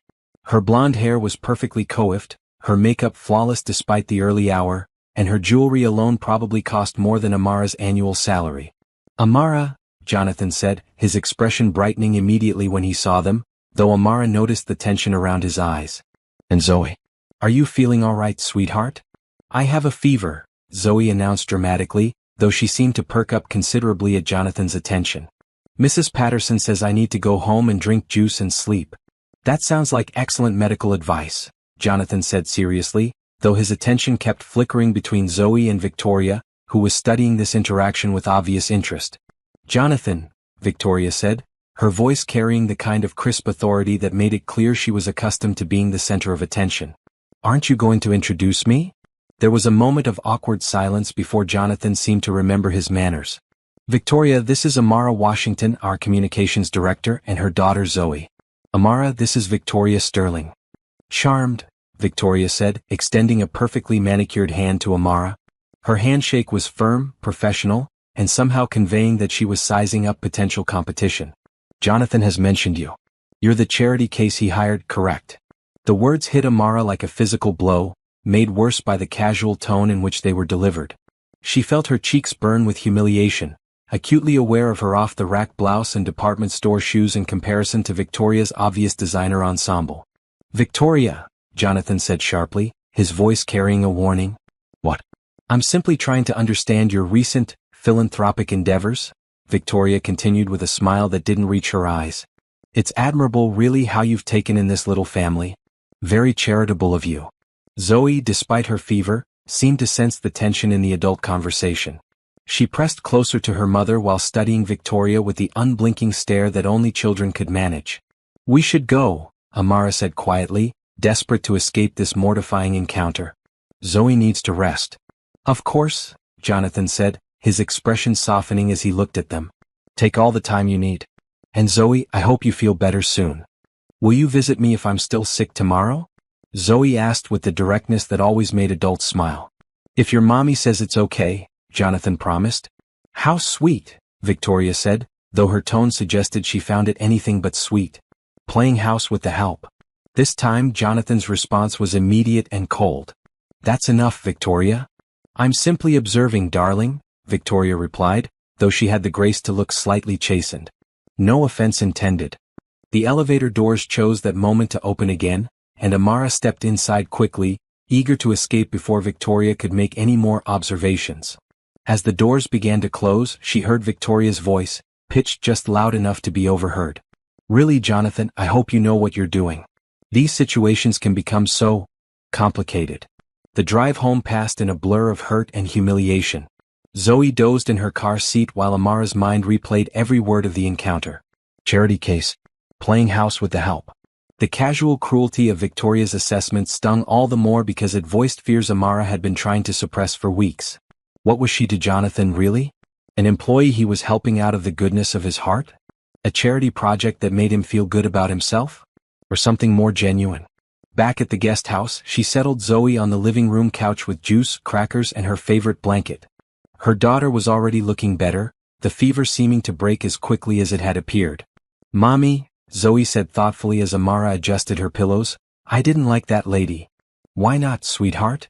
She was mean. She said mean things about you with a pretty voice, but they were still mean. Amara was constantly amazed by her daughter's emotional intelligence.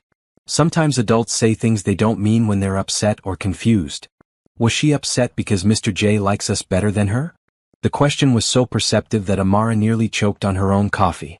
I don't know, baby. Adult feelings are complicated.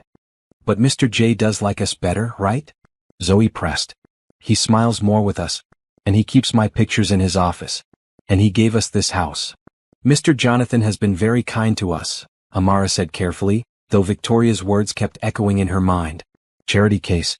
Philanthropic endeavor. Her phone buzzed with a text from Jonathan. How is Zoe feeling? Please let me know if you need anything. And Amara, I'm sorry about Victoria. What she said was completely inappropriate. Amara stared at the message for a long time before responding. Zoe is better. Thank you for checking. No need to apologize for Victoria. She wasn't wrong. The response came back almost immediately. She was completely wrong. Can we talk later? But Amara turned off her phone without responding. The magic of the past few weeks suddenly felt fragile, tainted by the reality check that Victoria had provided. She was a single mother with a high school education and a communications degree from a community college. Jonathan was a billionaire who moved in circles where women like Victoria Sterling were the norm. That afternoon, while Zoe napped on the couch, Amara found herself Googling Jonathan Mitchell Victoria Sterling. The search results were painful. Photos of them at charity galas, society parties, business events. They looked perfect together, like they belonged in the same world in a way that Amara never could. One article, from a business magazine, particularly caught her attention. Tech mogul Jonathan Mitchell and socialite Victoria Sterling call off engagement. She read it with growing dread. Sources close to the couple cite fundamental differences in life goals as the reason for the split. Sterling, heir to the Sterling real estate fortune, reportedly wanted a traditional society marriage, while Mitchell has become increasingly focused on his philanthropic endeavors and social responsibility initiatives. Friends say the relationship had been strained for months over Mitchell's insistence on dedicating significant company resources to employee welfare programs rather than maximizing profits. The article went on to quote anonymous sources speculating about the financial implications of the breakup, but Amara stopped reading. The message was clear. Victoria represented the kind of life and marriage that made sense for someone like Jonathan. Traditional, appropriate, socially acceptable. What did Amara represent? A good deed? A temporary diversion? A way for him to feel better about his wealth and privilege? When Zoe woke up, she was clearly feeling much better, her fever completely gone and her appetite returning. They made an early dinner together, with Zoe chattering about her plans for tomorrow and whether she would be well enough to return to daycare. Can we call Mr. J and tell him I'm better? She asked as they finished eating. Maybe tomorrow, sweetheart, Amara said evasively. But he's probably worried about me, Zoe insisted with 4-year-old logic. When someone you care about is sick, you want to know when they're better. Before Amara could respond, there was a knock at their front door. Zoe perked up immediately. That's probably Mr. J coming to check on me. Amara's heart began racing as she approached the door, unsure whether she hoped it was Jonathan or hoped it wasn't. When she opened it, she found him standing on their porch with a paper bag from the local pharmacy and a small bouquet of flowers. "I brought some things that might help Zoe feel better," he said without preamble. "Children's medicine, some juice boxes, and those crackers that are supposed to be good for upset stomachs." "Mr. J." Zoe's voice came from behind Amara as she appeared in the doorway, still in her pajamas but looking significantly more energetic. "I'm all better. The fever went away." "I'm so glad to hear that," Jonathan said, his relief evident. "I was worried about you." "Mommy said you were probably worried," Zoe said with satisfaction. "She knows about these things." Jonathan's eyes met Amara's over Zoe's head, and she saw genuine concern there, along with something that looked like hurt. "Can I talk to your mommy for a minute?" he asked Zoe. "About grown-up things?" "Okay, but don't take too long," Zoe said seriously. "I want to show you the picture I drew while I was sick. It's of you fighting a dragon to protect me and Mommy." "I definitely want to see that," Jonathan promised. Amara stepped outside onto the porch, closing the door behind her. The evening air was cool, and she wrapped her arms around herself, suddenly aware that she was still in the casual clothes she had thrown on that morning. "Thank you for the medicine and things," she said formally. "That was thoughtful." "Amara," Jonathan said quietly, "about this morning? About Victoria. I need you to understand." "You don't owe me any explanations," Amara interrupted. "She's your ex-fiancé. Your personal life is none of my business." "But it is your business," Jonathan said, stepping closer. "Because you're part of my life now. You and Zoe both. And what she said was cruel and wrong." "Was it?" Amara asked, finally meeting his eyes. "Charity case? Philanthropic endeavor? Is that really so far from the truth?" Jonathan's expression shifted from confusion to something approaching anger. "Is that what you think? That this is charity?" "I don't know what to think," Amara admitted, her voice breaking slightly. "I'm a single mother who was literally homeless when you found me. You're a billionaire who dates socialites. What am I supposed to think?" "You're supposed to think that I—" Jonathan started, then stopped, running a hand through his hair in frustration. "Amara, do you honestly believe that everything I've done, everything between us, is just charity?" "I don't know what's between us," Amara said honestly. "I thought I did, but seeing you with Victoria today, seeing what your real world looks like, I realize I don't know anything." "My real world," Jonathan repeated quietly. "Do you want to know what my real world was like with Victoria? Sterile. Empty. Full of obligations and expectations and appearances that mattered more than actual feelings. Do you want to know why we broke up?" Amara remained silent, though her heart was racing. Because she couldn't understand why I cared more about building something meaningful than accumulating social status. Because she saw our employees as numbers and profit margins as the only measure of success. Because when I talked about the programs I wanted to create for working families, she called them bleeding heart nonsense that would hurt our bottom line. Jonathan took another step closer, his voice growing more intense. "Do you want to know what she said when I told her about the daycare center?" She said successful businesses don't cater to people who can't afford proper childcare. She said if employees couldn't handle their personal responsibilities without company assistance, maybe they weren't the kind of employees we should want. Amara felt tears threatening as she processed his words. "And do you want to know the exact moment I knew our relationship was over?" Jonathan continued. "When I showed her the plans for the family support programs and she said, 'Jonathan, darling, you can't save every sob story that walks through your door. Some people are just meant to struggle.'" The words hit Amara like a physical blow, and she understood with crystal clarity why Victoria's casual cruelty that morning had been so devastating. It wasn't just meanness, it was a fundamental difference. In how they saw the world and the people in it. "So when you ask me what's between us," Jonathan said, his voice gentle now, "when you wonder if this is charity, I need you to understand something. You're not my charity case, Amara. You're my reminder of why I do this work. You're proof that when you create opportunities for good people, incredible things happen. You're—" He paused, struggling with words that seemed too big or too frightening to speak aloud. "I'm what?" Amara whispered. "You're the woman who made me believe in love again," Jonathan said quietly. "You and Zoe both. You made me remember that the best things in life aren't about money or status or social connections. They're about finding people who see the world the way you do, who share your values, who make you want to be better than you are." Amara felt tears spilling over now, but they were different tears than the ones she had been fighting all day. These were tears of relief, of recognition, of hope. I was so scared, she admitted. When I saw you with Victoria when she said those things, I realized how different our worlds are. I started thinking maybe I had imagined everything between us. The only thing you imagined, Jonathan said, reaching out to touch her face gently, was that our worlds are different. We're building the same world, Amara. A world where kindness matters, where families are supported, where people get second chances to become who they're meant to be.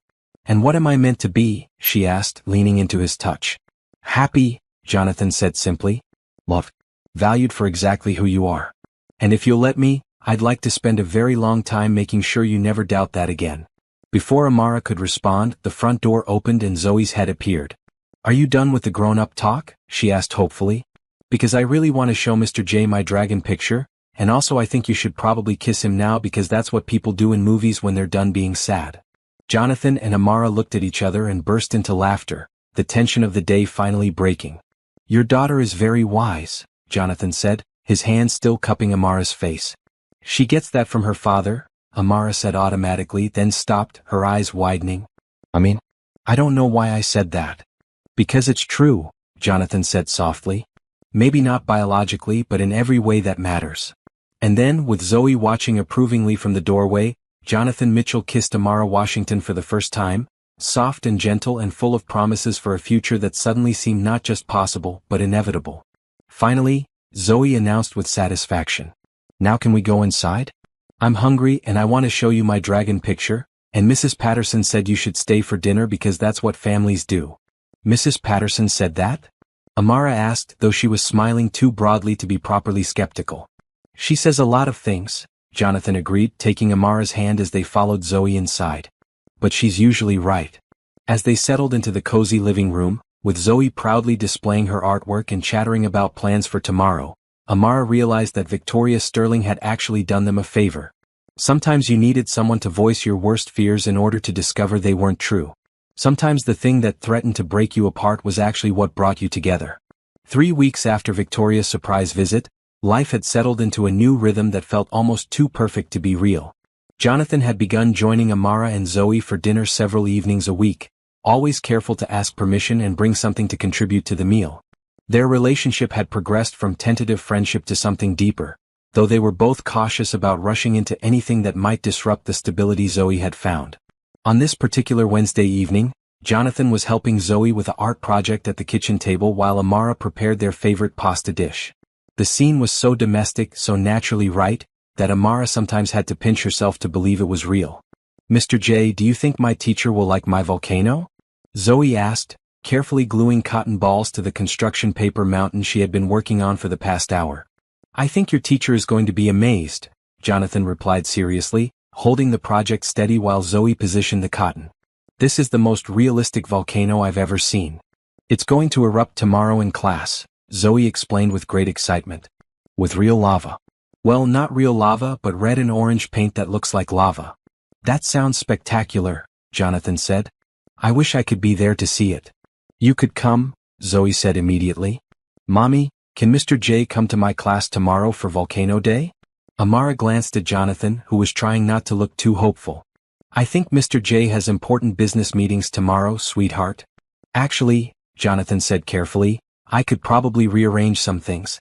If it's really okay with your teacher and your mom. Really? Zoe's face lit up like Christmas morning. You would come to my school? I would be honored to attend your volcano presentation, Jonathan confirmed, then looked at Amara. If it's okay with your mom. The careful way he deferred to her parental authority, never overstepping or assuming, was one of the things Amara loved most about how Jonathan interacted with Zoe. I think that would be wonderful, she said. Mrs. Henderson loves when parents can visit. I'm not technically. Jonathan started, then stopped, uncertainty crossing his features. You're my almost daddy, Zoe said matter-of-factly, apparently having given this considerable thought. That's the same as being a parent, just with different words. Amara felt her heart skip at Zoe's casual use of almost daddy, especially when she saw how Jonathan's entire expression softened at the phrase. Almost daddy, he repeated quietly. I like that. Their peaceful evening was interrupted by the sound of a car pulling into the driveway. Amara frowned, glancing at the clock. She wasn't expecting anyone, and Jonathan's car was already parked outside. Are you expecting someone? Jonathan asked, noting her confusion. No, Amara said, moving to the window to peer outside. Her stomach dropped when she recognized the red sports car. It's Victoria. Jonathan's expression immediately shifted to something harder. What is she doing here? Before anyone could speculate further, there was a sharp knock at the door. Jonathan stood up from the table, his posture protective. I'll handle this, he said quietly. No, Amara said, surprising herself with her firmness. This is my home. I'll answer it. She opened the door to find Victoria Sterling standing on their porch, looking as perfectly put together as always despite the late hour. Tonight she wore a burgundy dress that probably cost more than Amara's monthly salary, her blonde hair styled in an elegant updo. Victoria, Amara said coolly. This is unexpected. I hope you don't mind the intrusion, Victoria said, though her tone suggested she didn't particularly care if Amara minded or not. I was hoping to speak with Jonathan. I believe he's here. I'm here, Jonathan said, appearing behind Amara. His voice was carefully controlled, but Amara could feel the tension radiating from him. What do you want, Victoria? To talk, Victoria said simply. About us. About the future. About what you're throwing away. There is no us, Jonathan said firmly. We ended things 2 years ago. Nothing has changed. Everything has changed, Victoria replied, her gaze shifting to take in the cozy interior of the guest house, the domestic scene they had interrupted. You've been playing house, Jonathan, but it's time to return to reality. This is my reality, Jonathan said, moving to stand beside Amara. Victoria laughed, a sound like breaking crystal. Really? This little cottage, this pretend family, this situation? Come now, Jonathan. You're one of the most successful men in the country. You can't seriously intend to limit yourself to this. I'm not limiting myself to anything, Jonathan replied. I'm choosing what makes me happy. What makes you happy? Victoria's voice rose slightly. Or what makes you feel good about yourself? There's a difference, you know. Charity work is admirable, but it doesn't make a life. From the kitchen, Zoe's voice called out innocently, Mommy, who's the loud lady? Victoria's expression tightened at being referred to as the loud lady, while Jonathan's mouth quirked in what might have been a suppressed smile. Perhaps we should take this conversation elsewhere, Victoria suggested pointedly. No, Jonathan said. Whatever you have to say, you can say it here. This is where I belong. Victoria's perfectly composed facade cracked slightly. Jonathan, be serious. I understand you've developed feelings for this woman and her child.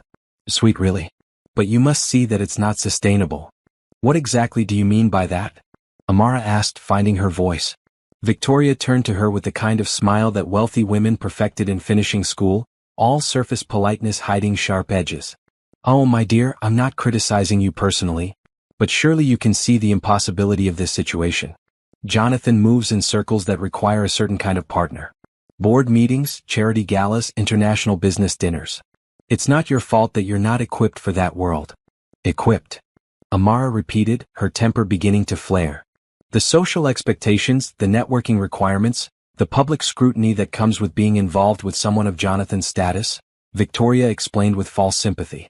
It's overwhelming even for those of us raised in it.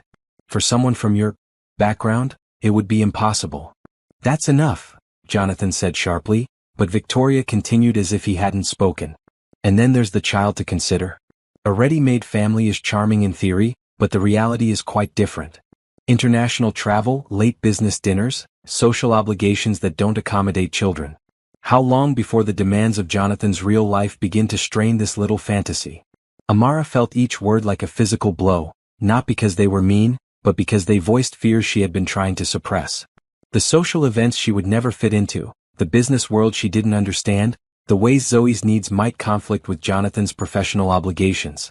Furthermore, Victoria continued, apparently warming to her theme, there's the matter of the company to consider. Mitchell Tech is at a crucial growth phase. Jonathan needs a partner who can enhance his professional reputation, not someone who, well, someone who might be seen as a liability. A liability? Jonathan's voice was dangerously quiet. Oh, come now, Jonathan, Victoria said with exaggerated patience. You know how these things work. The business world talks.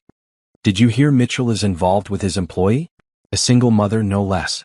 How long before she's asking for special treatment or threatening sexual harassment suits? The room went deadly silent. Amara felt like she had been slapped, the casual cruelty of Victoria's words taking her breath away. "Get out," Jonathan said, his voice like ice. "Jonathan. Get out of this house right now," Jonathan repeated, moving to open the door wider. "And don't ever come back." "You're being irrational," Victoria protested. "I'm trying to help you see reason before you make a mistake that could damage everything you've built." "The only mistake I ever made," Jonathan said, his voice carrying a fury that Amara had never heard before, "was wasting 2 years of my life with someone so fundamentally lacking in basic human decency." Victoria's composure finally cracked completely. "You think this is love, Jonathan? This domestic fantasy? You're confusing gratitude with affection, charity with romance. She's grateful for what you've given her, and you're flattered by her appreciation. But when the novelty wears off, when real life intrudes, what then?" "Then I'll do what people who actually love each other do," Jonathan replied. "I'll face it with the person I love together. Now get out." Victoria's mask of sophistication finally slipped completely, revealing something ugly and desperate underneath. "Fine," she said, her voice shaking with anger. "But don't come crawling back when this little experiment falls apart. Don't expect me to pick up the pieces when you realize what you've given up." "I won't," Jonathan said simply. "Because I haven't given up anything. I've gained everything that matters."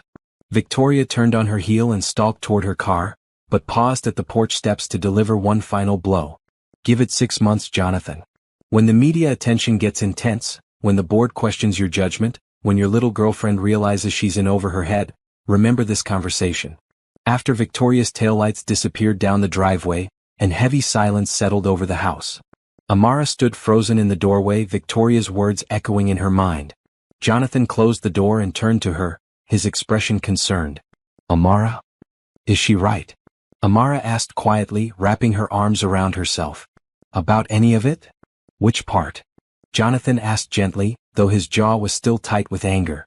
"About me not being equipped for your world. About the media attention, the business complications, the social expectations." Amara's voice grew smaller with each word. "About Zoe being difficult to accommodate in your life." Jonathan moved closer, his hands reaching out as if to touch her face, then dropping when he saw her step back slightly. "Amara, look at me," he said softly. "Victoria said those things because she's desperate and cruel. Because she can't stand the idea that I chose something real over something convenient. But that doesn't make them untrue," Amara whispered. From the kitchen, Zoe's voice called out, "Mommy? Is everything okay? Can Mr. J come help me finish my volcano?" The innocence in her daughter's voice, the complete trust that the adults in her life would handle whatever problems arose, made Amara's heart ache. What if Victoria was right? What if she was setting Zoe up for disappointment, for a life disrupted by complications a 4-year-old couldn't understand? "In a minute, sweetheart," Amara called back, then looked at Jonathan. "Maybe we should talk about this later. After Zoe goes to bed." "Okay," Jonathan agreed, though she could see he wanted to address Victoria's poison immediately. "But Amara, please don't let her words define what we have. Please don't let her fear become your fear." They returned to the kitchen, where Zoe was adding final touches to her volcano with the focused concentration of a true artist. She looked up when they entered, her expression brightening. "Is the loud lady gone?" she asked cheerfully. "Yes, she's gone," Jonathan confirmed, settling back into his chair beside her. "Good," Zoe said with satisfaction. "She made Mommy's face look sad, and I don't like that." "Your Mommy's face isn't sad anymore," Jonathan assured her, though he kept glancing at Amara with concern.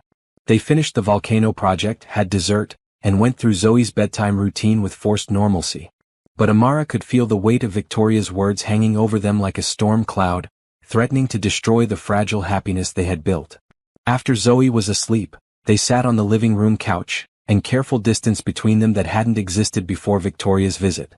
"Talk to me," Jonathan said quietly. "What are you thinking?"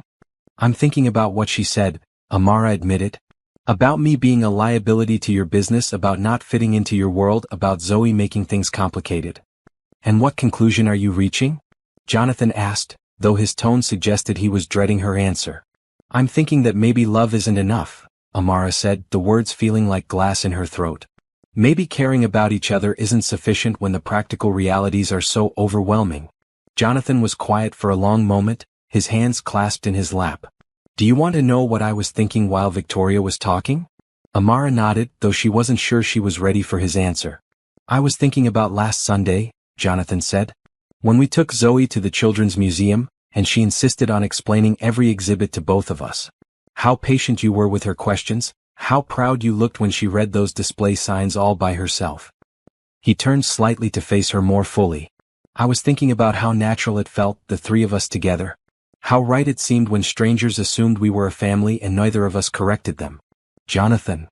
I was thinking about Tuesday morning, he continued, when you brought me coffee during that difficult board meeting, and how your presence in that room made everything feel manageable. How the board members responded to your presentation about the employee family program, how impressed they were with your insights. Amara felt tears threatening as she listened to his words. I was thinking about how Zoe has started calling my office, Daddy's work, when she talks to her daycare friends. About how Mrs. Patterson told me yesterday that Zoe drew a family picture that included all three of us, and how when asked who was in the picture she said, my mommy, my daddy, and me. She doesn't understand the complications, Amara said weakly. Maybe that's because there are no complications, Jonathan replied. Maybe there are only solutions we haven't implemented yet, and people like Victoria who benefit from making love seem impossible. He reached for her hand and this time she didn't pull away. Amara, do you know what I told the board when they asked about our relationship 3 weeks ago? You told the board about us? I told them that I had fallen in love with an employee, that we were navigating the situation carefully and professionally, and that if they had concerns about my personal life affecting my business judgment, they were welcome to review my performance metrics over the past year. Amara stared at him. You did that? Mitchell Tech has had its most profitable year in company history, Jonathan continued. Employee satisfaction is at an all-time high, productivity is up 40%, and we've landed 3 major contracts specifically because clients were impressed with our company culture and values. What did they say? They said that whatever I was doing in my personal life I should keep doing it because it was clearly good for business, Jonathan said with a slight smile. They also said they'd like to meet the woman who had made me so much more focused and effective. Amara felt some of the tension in her chest begin to ease. Really? Really? And do you know what I told them about media attention and social expectations? What? I told them that if spending my life with the woman I love and helping raise an incredible little girl makes me a less appealing business partner to people like Victoria Sterling, then those aren't the kind of partners I want anyway.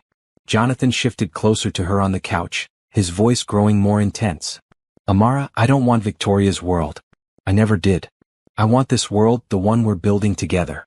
Where success is measured by how many families we can help, how many children have safe places to play while their parents work, how many people get second chances to build the lives they deserve.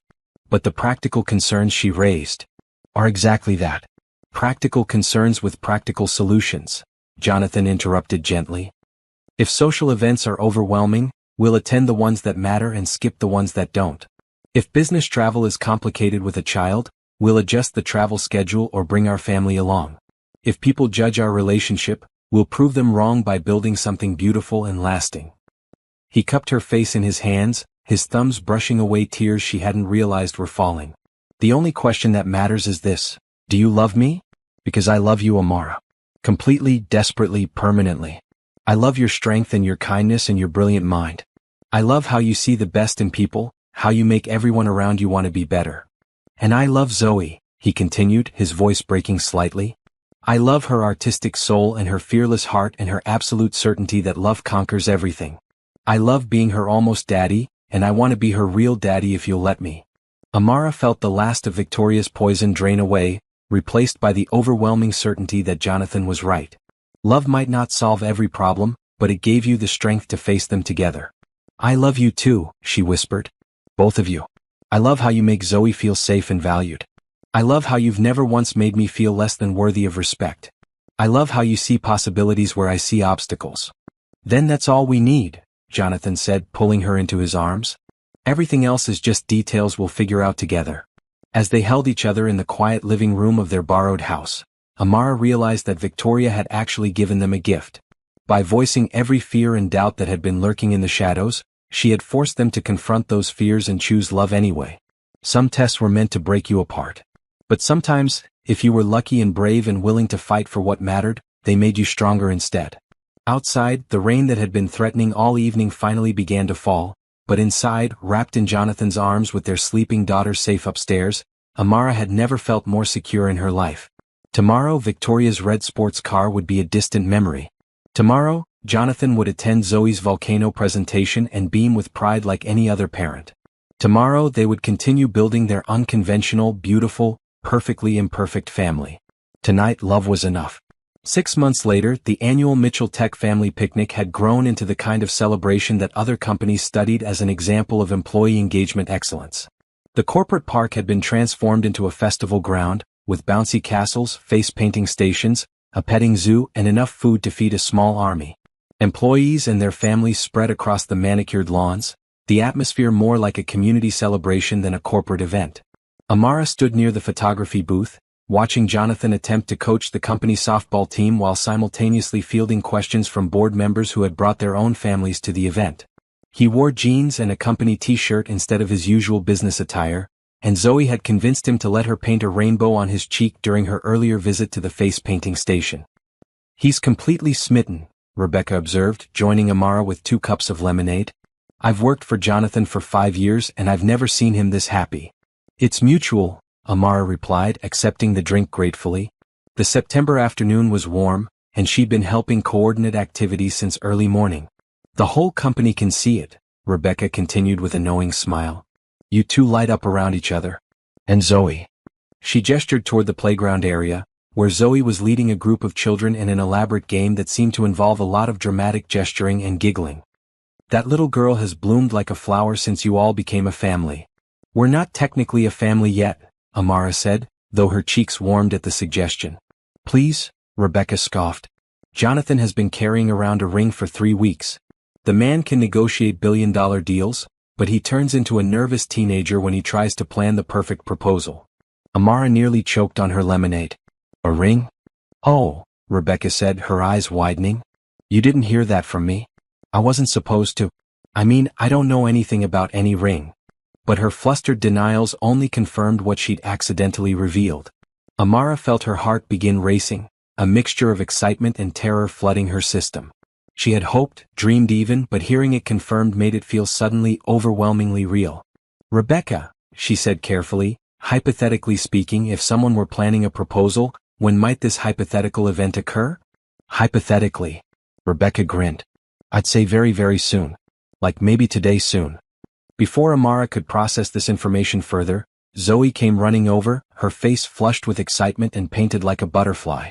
"Mommy, Mr. J says it's time for the surprise," she announced breathlessly. "What surprise?" Amara asked, though she noticed that several employees had begun gathering near the main pavilion. "The special surprise he's been planning forever," Zoe said with the exaggerated patience of someone explaining something obvious. "He asked me to help and I said yes because I'm very good at keeping secrets." "You are?" Amara asked, amused despite her nervousness. Zoe was many wonderful things, but secretive wasn't typically one of them. I only told Mrs. Patterson and Min June and Tommy from daycare and Sarah from my art class and—" "That's a lot of people to tell a secret to, sweetheart," Amara observed. "But they all promised not to tell you," Zoe explained seriously. "And Mrs. Patterson said that's what matters." Rebecca was trying unsuccessfully to hide her laughter behind her lemonade cup. "I think we should head over to the pavilion," she suggested. "It sounds like the program is about to start." As they walked across the grass, Amara noticed that the entire company had somehow managed to congregate in the pavilion area without her realizing it. Families sat on blankets, children perched on their parents' shoulders, and everyone seemed to be looking at her with barely contained excitement. "What's going on?" she asked Rebecca, but her friend had conveniently discovered something fascinating in the distance that required her immediate attention. Jonathan stood near the small stage that had been set up for the day's announcements, but instead of his usual confident demeanor, he looked nervous. When he spotted Amara and Zoe approaching, his face lit up with a smile that was equal parts love and terror. "Ladies and gentlemen," he said into the microphone, his voice carrying across the gathering. "Thank you all for making this such a wonderful day. Before we announce the winners of our various competitions, I have something personal I'd like to share." The crowd quieted and Amara felt like every eye was on her. Zoe, apparently immune to the magnitude of the moment, waved enthusiastically at Jonathan and called out, "Hi, Mr. J. Is it time for the special thing now?" Jonathan's nervous expression melted into genuine laughter. "Yes, sweetheart, it's time for the special thing." He stepped down from the stage and walked directly toward them, the crowd parting to create a clear path. When he reached Amara, he took her hands in his palms slightly damp with nervousness. "Amara," he said, his voice soft but amplified by the microphone he still wore. "8 months ago I thought I knew what success looked like. I thought it was about profit margins and market share and building an empire that would outlast me." The crowd was completely silent now, even the children sensing the importance of the moment. "Then I met a woman who was sitting in the rain with her daughter, both of them soaked and heartbroken because the world had been unkind to them," Jonathan continued. "And in that moment I learned what real success actually looks like." Amara felt tears beginning to blur her vision as Jonathan's words washed over her. Real success is coming home to someone who makes you want to be better than you are. It's watching a little girl discover her own creativity and knowing you get to be part of nurturing that gift. It's building something together that's bigger than either of you could create alone. He released one of her hands to gesture toward the crowd around them. "It's creating a place where families can thrive, where children can play safely while their parents work, where love and kindness aren't weaknesses but the foundation of everything good we can build together." Jonathan's voice grew stronger, more confident as he continued. "Amara, you didn't just change my life. You changed my entire understanding of what life could be. You taught me that the best kind of love isn't about finding someone perfect, but about finding someone who makes your imperfections feel like gifts." "Mr. J," Zoe said loudly, tugging on his shirt. "You forgot the important part." Jonathan laughed, reaching into his pocket. "You're absolutely right, sweetheart. Thank you for keeping me on track." When he dropped to one knee in front of Amara, the entire crowd seemed to hold its breath. He pulled out a ring box, opening it to reveal a stunning but tasteful diamond that caught the afternoon sunlight and scattered it into tiny rainbows. "Amara Washington," he said, his voice shaking slightly with emotion, "will you marry me? Will you let me spend the rest of my life loving you and Zoe and whatever other adventures we create together?" Amara looked down at this incredible man who had rescued her from her darkest moment and helped her build a life more beautiful than anything she had ever imagined. Around them, 300 employees and their families waited for her answer, but all she could see was Jonathan's face, open and vulnerable and full of hope. "But wait," Zoe said suddenly, stepping forward with all the authority of someone who had clearly been given an important job. "Mr. J, you have to ask me too." Jonathan turned to Zoe, his expression growing even more tender. "You're absolutely right. Zoe, would you like me to be your daddy? Really and truly, forever and always?" "Yes, please," Zoe said solemnly. "But I have some rules." "Tell me your rules," Jonathan said seriously. "You have to keep my art pictures in your office forever, even when I get bigger and they're not as good," Zoe announced. "Deal," Jonathan agreed immediately. "And you have to come to my school things like Volcano Day and art shows and when I learn to read chapter books." "I wouldn't miss them for anything," Jonathan promised. "And you have to teach me about computers and business stuff so I can help you when I grow up." "I would be honored to teach you everything I know," Jonathan said. "And you have to love Mommy forever and ever, even when she's grumpy in the mornings before coffee." "Especially when she's grumpy in the mornings before coffee," Jonathan confirmed, making the crowd laugh. "Okay then," Zoe said with satisfaction. "You can marry us." Jonathan looked back up at Amara, his eyes bright with unshed tears. "So what do you say? Will you marry us?" "Yes," Amara whispered, then louder, "Yes, of course, yes." The crowd erupted in cheers as Jonathan slipped the ring onto her finger and stood to kiss her properly. But their romantic moment was immediately interrupted by Zoe throwing herself into their embrace, demanding to be part of the celebration. "We're going to be a real family now," she announced to anyone within hearing distance. "With a mommy and a daddy and me and maybe a baby brother or sister someday, and definitely a dog because Mr. J promised we could get a dog when we got married." "I promised that?" Jonathan asked, though he was laughing. "You did," Zoe said firmly. "Just now. I heard you." "I guess I did," Jonathan agreed, spinning Zoe around while keeping one arm around Amara. "What kind of dog should we get?"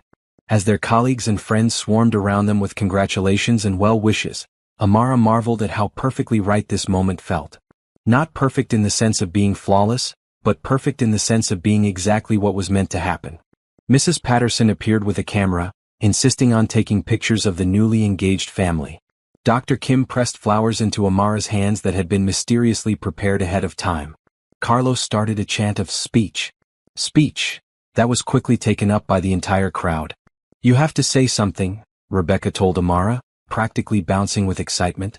"Company tradition. All major life announcements require speeches." Amara looked around at the sea of faces, These people who had become so much more than colleagues.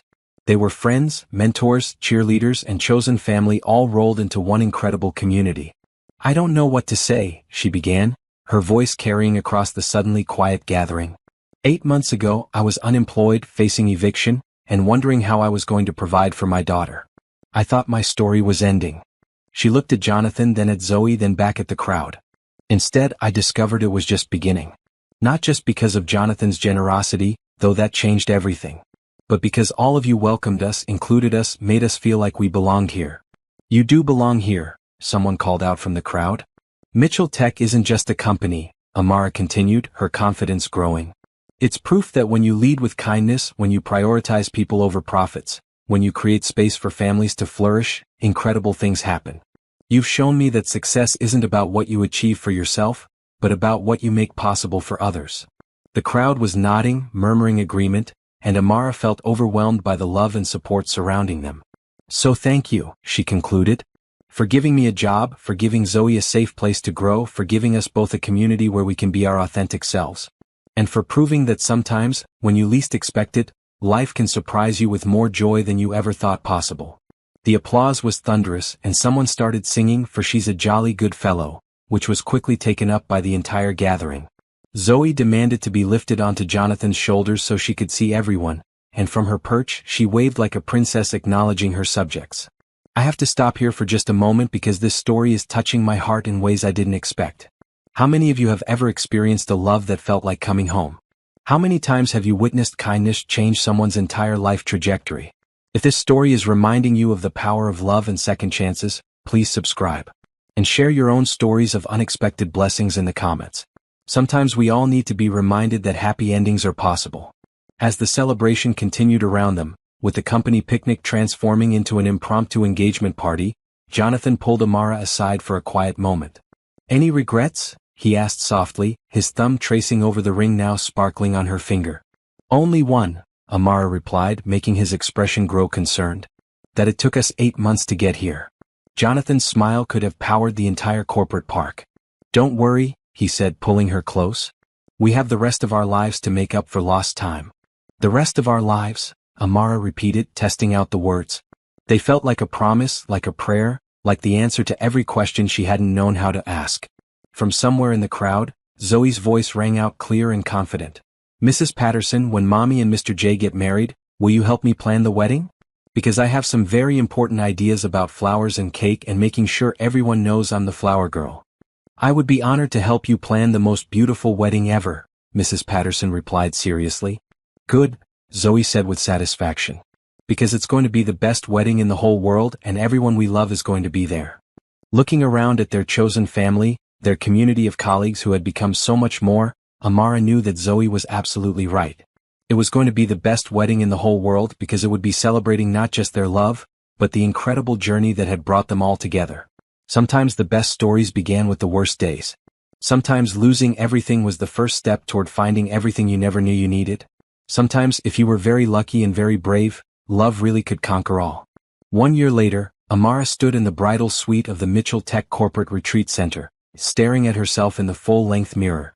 The wedding dress was simple but elegant, a flowing ivory gown that Zoe had helped select because it makes you look like a princess, but not a scary princess. Her hair was styled in loose curls, adorned with small white flowers that matched the bouquet waiting on the nearby table. "You look beautiful," Rebecca said, adjusting the delicate veil that had been her grandmother's. She was serving as Amara's maid of honor, a role she had accepted with characteristic efficiency and surprising emotion. "I can't believe this is really happening," Amara murmured, touching the pearl necklace that Jonathan had given her the night before. It had been his mother's, and wearing it felt like carrying a blessing from the woman who had raised him to value kindness above all else. "Believe it," Dr. Kim said from her position near the window, where she was keeping watch for the photographer. She wore a soft blue dress that complemented her role as one of Amara's bridesmaids. "You deserve every bit of happiness coming your way." A knock at the door interrupted their quiet preparations. Mrs. Patterson's voice called out, "Is everyone decent? I have a very important flower girl who needs to see her mommy." "Come in," Amara called, turning just as the door opened to reveal Zoe in her flower girl dress. The sight took Amara's breath away. Zoe wore a miniature version of Amara's gown in soft pink, with a crown of real flowers in her hair and a basket of rose petals on her arm. But it was the expression of pure joy on her daughter's face that made Amara's eyes fill with tears. "Mommy, you look like a real princess," Zoe breathed, setting down her basket to run over for a careful hug that wouldn't wrinkle either of their dresses. "And you look like a fairy godmother," Amara replied, smoothing one of Zoe's curls. "Are you ready to walk down the aisle?" "I've been practicing all week," Zoe said seriously. "Slow steps, scatter the petals nice and even, and smile at everyone because it's a happy day." "It's the happiest day," Amara confirmed. Mrs. Patterson appeared in the doorway, elegant in her mother-of-the-bride-style navy dress despite having no official family role. She had simply declared herself honorary grandmother to Zoe and had taken charge of countless wedding details with the efficiency of someone who had, as she frequently reminded everyone, done this 3 times herself. "Ladies, it's time," she announced. "The groom is pacing at the altar like a caged tiger, the guests are seated, and the photographer is ready." "Oh, and Amara?" She smiled warmly. "Your surprise guests have arrived." "Surprise guests?" Amara asked, her heart skipping. "You'll see," Mrs. Patterson said mysteriously. "But I think you're going to be very pleased." The wedding was being held in the company's outdoor pavilion, transformed for the occasion with white curtains, thousands of fairy lights, and more flowers than Amara had ever seen in one place. They had chosen to marry here, surrounded by the community that had become their family, rather than in some impersonal venue. As they made their way to the staging area behind the pavilion, Amara could hear the string quartet beginning the processional music.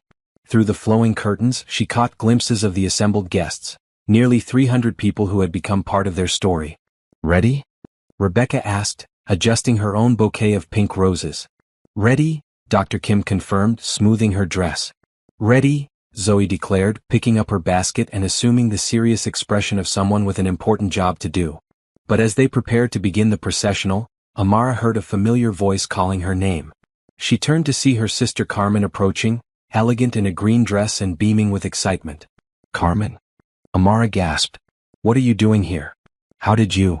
"Jonathan flew us in this morning," Carmen explained, pulling Amara into a careful hug. "He tracked me down 3 weeks ago, said no bride should get married without her family there." "Us?" Amara asked, her voice barely a whisper. Carmen stepped aside to reveal their parents, both dressed in their Sunday best and looking slightly overwhelmed but genuinely happy. Amara's mother wore the kind of nervous smile that suggested she was trying not to cry, while her father looked around the elaborate setup with obvious amazement. "Mija," her mother said softly, stepping forward. "You look so beautiful. And this?" She gestured toward the pavilion, the flowers, the obvious love and care that had gone into every detail. "This is more than we ever dreamed for you. We're proud of you," her father added, his voice gruff with emotion. "For building this life, for raising Zoe so well, for finding someone who sees how special you are." Amara felt tears threatening her carefully applied makeup, but they were tears of pure joy. The last piece of her happiness had just fallen into place. "How did Jonathan find you?" she asked Carmen. "Persistent detective work and probably some very expensive private investigators," Carmen replied with a grin. "He said you mentioned feeling sad that we wouldn't be here, and he decided to fix that." "That sounds like him," Amara said, laughing through her tears. "Mama, are those my grandparents?" Zoe asked, studying the newcomers with fascination. "Yes, sweetheart," Amara confirmed. "These are Mommy's parents and her sister Carmen." "Cool," Zoe said with 5-year-old directness. "Do you want to see me throw flowers? I'm very good at it now." "We would love to see that," Carmen assured her seriously. The music swelled, indicating it was time to begin. Rebecca and Dr. Kim processed down the aisle first, their steps measured and graceful. Then came Zoe, who had apparently forgotten all instructions about slow steps in her excitement. She practically skipped down the aisle, scattering rose petals with enthusiastic abandon and waving at various guests she recognized. Finally, it was Amara's turn. Her father stepped up to offer his arm, his expression a mixture of pride and apology for the years of distance between them. "Ready, Mija?" he asked softly. "Ready," Amara confirmed. As they stepped through the curtains and began the walk down the petal-strewn aisle, Amara felt like she was moving through a dream. The pavilion had been transformed into something magical, with sunlight filtering through white fabric and flowers everywhere she looked. But all of that faded into background when she saw Jonathan waiting for her at the altar. He wore a classic black tuxedo, his hair perfectly styled, but it was his expression that took her breath away.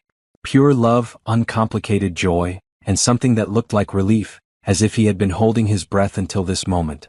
Beside him stood his best man, Carlos from the IT department, who had become one of Jonathan's closest friends over the past year.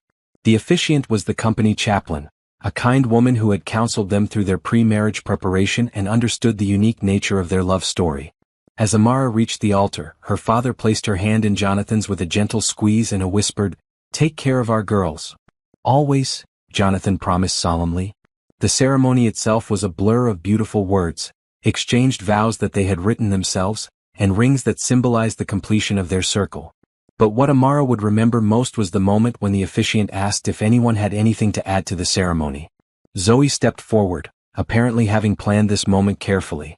"I want to say something," she announced to the gathered crowd with complete confidence. "The floor is yours," the officiant said with an amused smile. "A year ago me and Mommy were really sad because we didn't have anywhere good to live and Mommy couldn't find a job and sometimes we didn't have enough food," Zoe said with the straightforward honesty that made adults shift uncomfortably. "But then Mr. J found us in the rain and he helped us and now we have a beautiful house and Mommy has the best job and I have the best school and we're never hungry anymore." The crowd was completely silent, hanging on every word from this wise 5-year-old. "But the most important thing," Zoe continued, "is that Mr. J loves us. Not because he has to, but because he wants to. And now he's going to be my real daddy forever, and Mommy is going to be happy all the time instead of just sometimes, and we're going to be a real family." She paused, apparently considering whether she had covered all the important points. "Oh, and we're getting a dog next week. A golden retriever named Sunshine because she's yellow like happiness." The end. The laughter and applause that followed was thunderous, and there wasn't a dry eye in the pavilion. Jonathan picked Zoe up, hugging her tightly while she beamed at the crowd. "Thank you, sweetheart," he said into the microphone. "That was perfect." "I know," Zoe said matter-of-factly. "I practiced with Mrs. Patterson." When the officiant pronounced them husband and wife, the kiss that followed felt like coming home, like the answer to every prayer Amara had never known how to pray. Around them, their chosen family erupted in celebration, flower petals flying through the air as Zoe grabbed handfuls from other guests' bouquets to continue her flower girl duties. The reception that followed was everything Amara had dreamed of and more. The food was prepared by Mrs. Park, who had insisted on catering the wedding as her gift to the couple. The dancing was led by Zoe, who had learned several elaborate routines specifically for the occasion. The speeches were heartfelt, funny, and occasionally tear-inducing. But the moment that would stay with Amara forever came late in the evening, as the celebration was winding down. She found herself standing at the edge of the dance floor, watching Jonathan teach Zoe how to waltz while the band played a gentle version of "The Way You Look Tonight."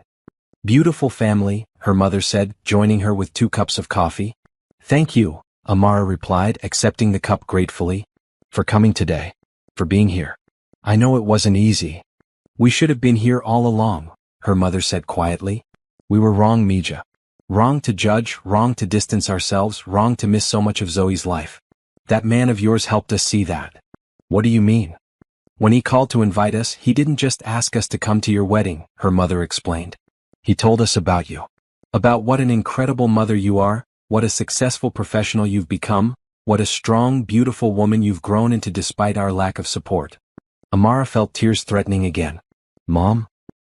"He said you had built a life that any parent would be proud of, and that the only thing missing from your perfect day was your family's presence," her mother continued. "He said he couldn't give you much more than he already had, but he could give you that." They stood in comfortable silence, watching the 3-generation dance that had formed on the floor.